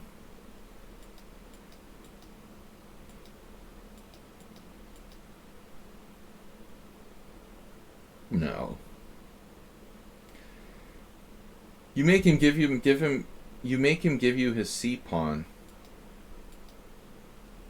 Take with the bishop is a stalemate. Wow. If you take with the b-pawn, Either capture or stalemate here. I just want to go back a few moves to this position. Okay. With your bishop's not on the stupid a2 square, can we put your bishop like in a normal place? I don't know. Okay. Like here. If you play bishop g8, right, he can't get in there to the corner to get like stalemated. Bishop g8, king e3, king c4, king d2, king b3, king c1. You know, bishop h7 resigns. So your first mistake is like letting him get in there. Your second mistake, you're letting him, you know, not getting your bishop onto this diagonal. Your second mistake is like putting your bishop on a2, which is like interfering with stuff. But you're still totally winning, right? Like if you play here,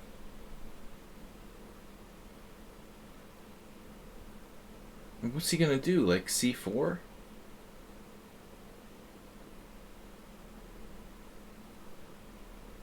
It's got to be totally winning.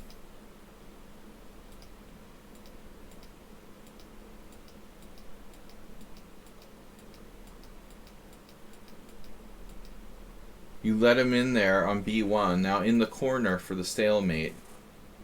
Now I'm not sure if you're winning or not. It's a puzzling position. Can we make him give us his b pawn, right?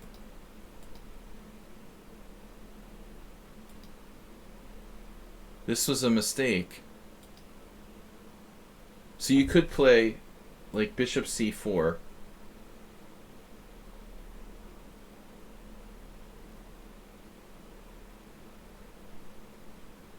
King b1. Then we just make a king move.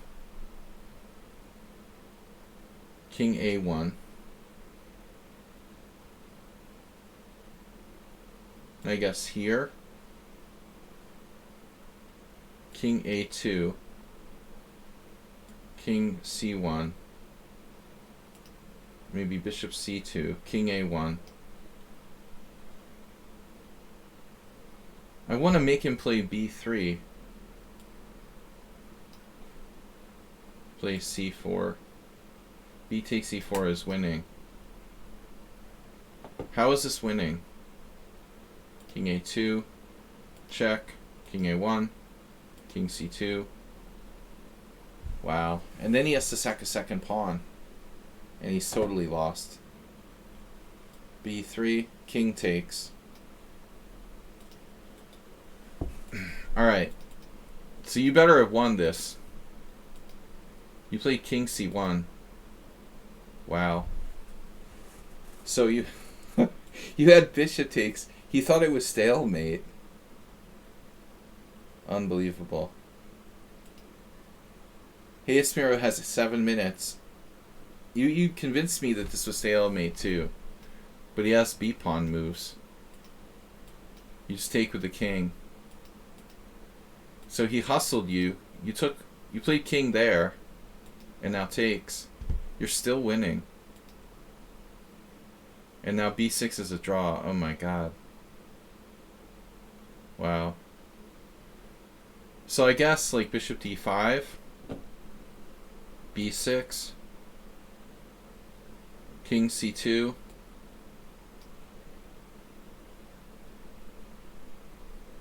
b7, bishop takes b7, king a2. And now how do we finish him off? Check, king a1. And you just play here and he has to like give you the pawn. And you always just take. Why can't you take with the king? Take with the king is a drawn rook pawn endgame. Wow. And this is the problem. He has a move. Oh my god. He has a move. I had the same hallucination that this was like a stalemate or something, but he has a4. Oh my god. Wow, what a weird ending. So he had a draw there. That's insane. He has a draw now with b3. Holy shit. b3 is a draw. Test. Yes, Mr. Coffee. He misses it.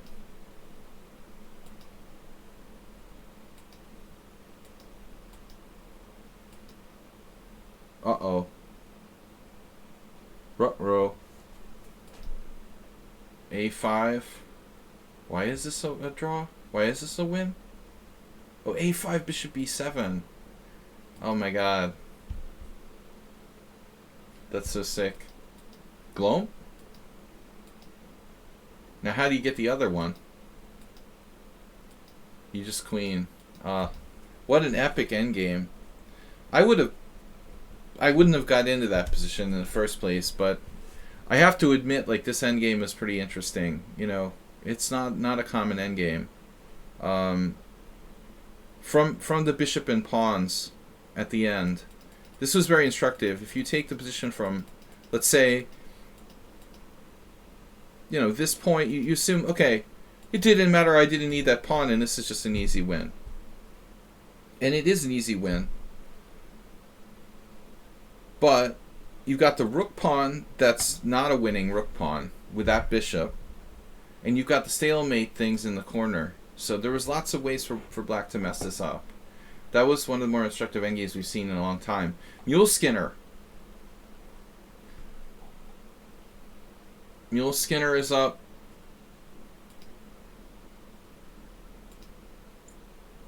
Alright. Mule Skinner draw against young opponent. Okay. La Zubia.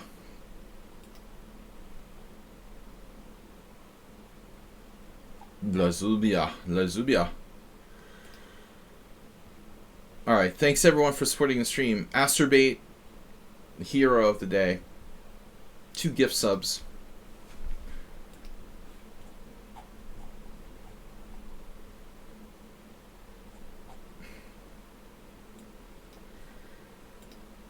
The French defense. Imagine that.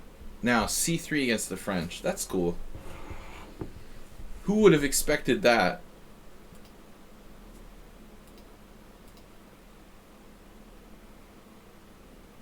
Obviously, the exchange variation here is even lamer than normal exchange variation. But you got to be happy with D3. You got to be happy to see that. At least the King's Indian attack is like objectively more complex than exchange variation. Moses Ervin still over 2400 back in 1996. Wow, it's impressive. All right, knight f6. One of many choices. Not a traditional like King's Indian attack move order with the early c3. There might be some way to take advantage of that. But I'm not a big fan of pawn takes pawn, and you definitely don't want to play that against a weaker player. Obviously you can play c5. It's a totally standard move.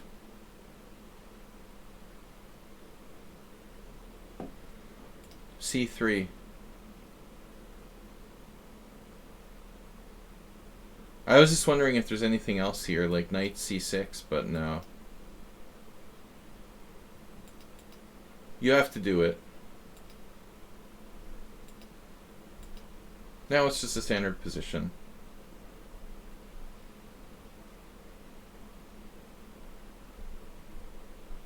Okay, I do have a question though. What about knight c6 here?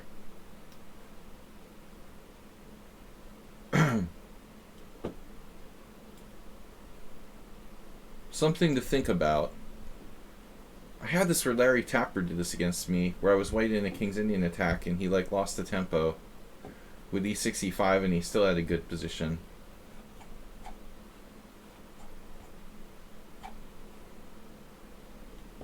What happened, Mr. Coffee? You lost your stuff? Twitch is cancelled? Twitch is twitchy.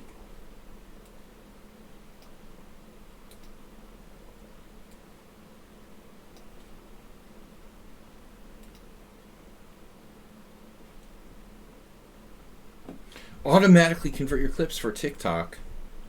I think we lost all of our remaining viewers. Okay, so c5, e5 here, and then f4. Werner versus Kosic, Budapest, 2005. Dimo must never played in GM tournaments, so it was probably Hungarian Team Championship or something. Might have been a one-off GM tournament I would have played in.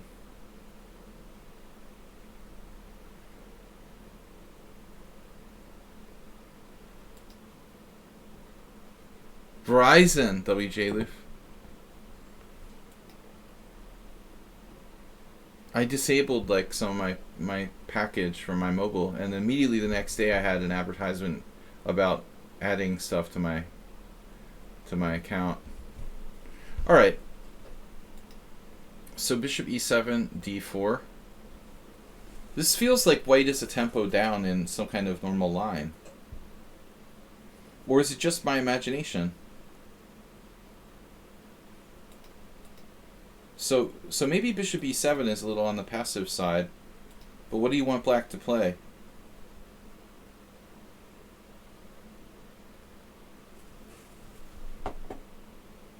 Thank God, WJ Loof.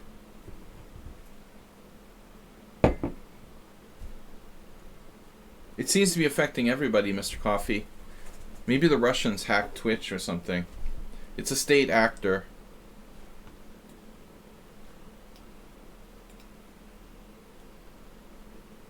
All right.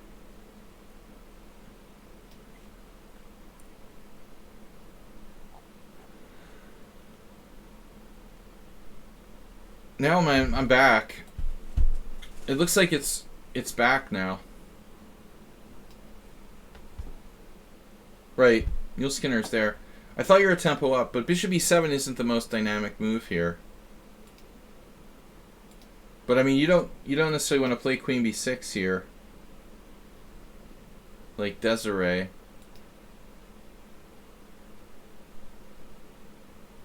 Yeah, I don't know what I like the best here. It's a tough position to decide. Clearly, you can play f6. That's what Kosic did. But Kosic is a huge expert on the French. I would pretty much trust. I would trust his instinct. That's funny. Like, Dimo ended up playing the same thing against Balázs Martini. I wonder which game came first. That's weird.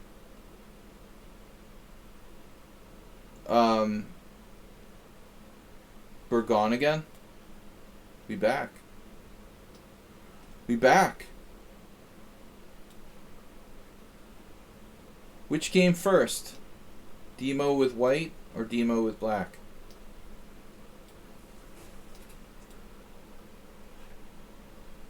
I lost my chat, man. Where's my chat, man?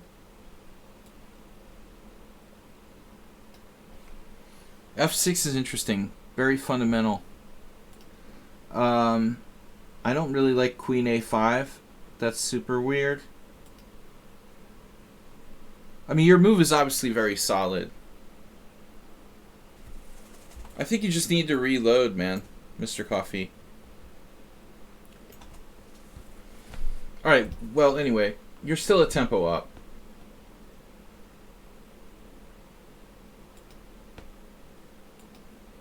Yeah, this was like, what is happening? Huh.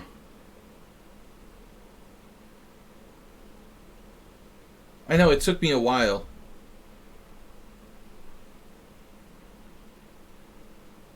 I was surprised, not expecting knight takes d4, of course. Do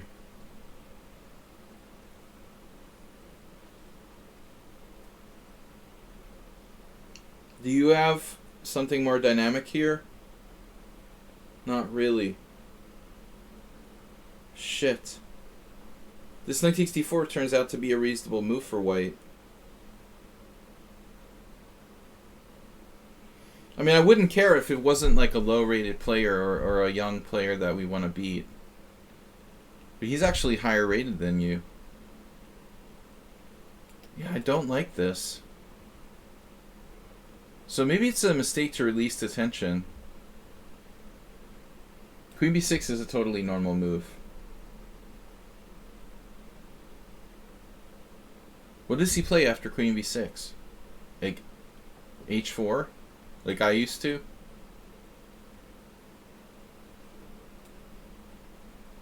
I think you should play queen b6, man. I don't see any downside in playing queen b6. Is he going to take on c5 or something? He can't do that. I see no downside in keeping the tension here. You know, and I don't know if I see real advantage in making that exchange. Yeah, I think you made a mistake by trading pawns. The engine wants to play queen b6. It's exactly...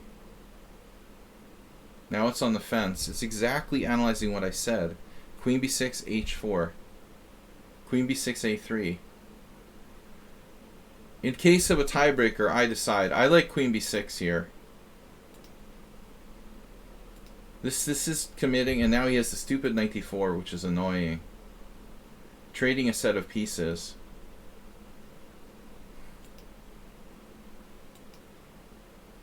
I like what you did later with knight b8. Maybe you can still play f6. He'll play what? Knight f3. It just looks like you're worse, doesn't it? So now queen b6, knight f3.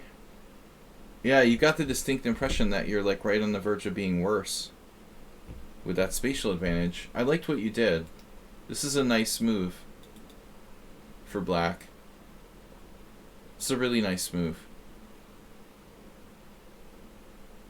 So now, you know, he should go here, objectively. But the problem is, you're on d4 after knight c6. So he went here, here, castles, bishop b5, then bishop e3. Wonder if maybe he should just exchange bishops. I don't know. Knight c6. And then take. Yeah, no, I thought like the final position, maybe you're a tiny bit better, but probably the computer won't agree.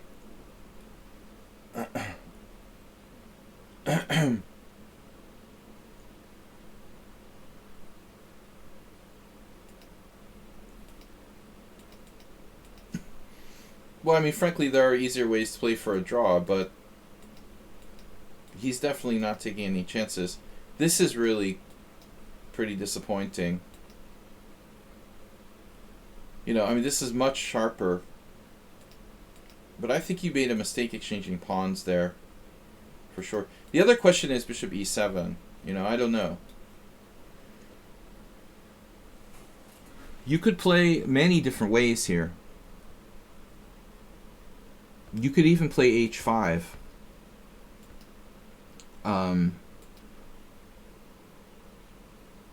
H5, perhaps knight e7, knight f5 kind of maneuver.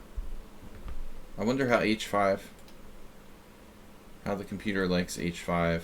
Doesn't like it at all. It doesn't like it at all. Wow. Hates h5. d4, okay. Asterbait would play d4. No, d4 is definitely a thing in these type of structures, of course. You know, white will probably play c4 and lock the center. It's a thing. It depends on what structure you like. You know, b5 is a thing. You have a lot of different moves you can play. But once this happened and he played d4, I don't think you should release the tension.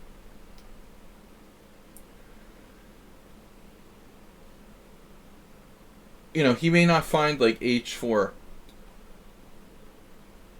You might be able to get in one of your g5 type of ideas. All right, a short game, but it's interesting. There was one other game by Faruja. The username Faruja, who was awkwardly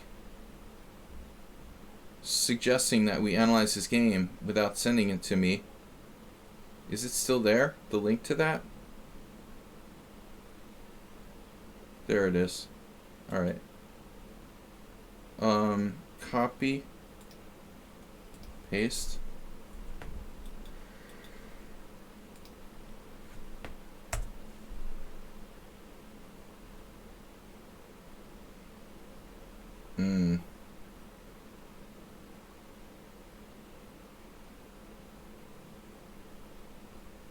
Does that look like a computer to you?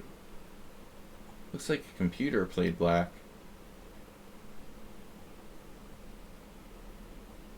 And the Vladimir Belou Simul.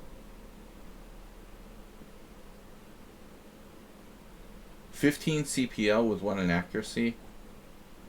Dude, what is that? Forget it, bro.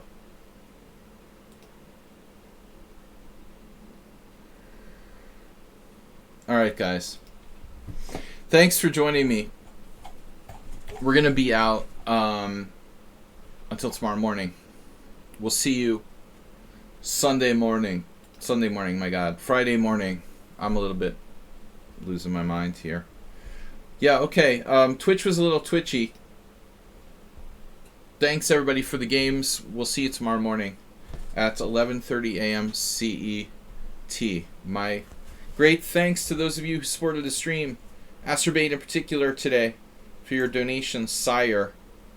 Thanks, everybody. And again, see you tomorrow morning. And don't forget about Sunday Simul. Sunday in the evening at 6:30 CET. Thanks, guys. Bye-bye. Thanks, Mr. Coffee.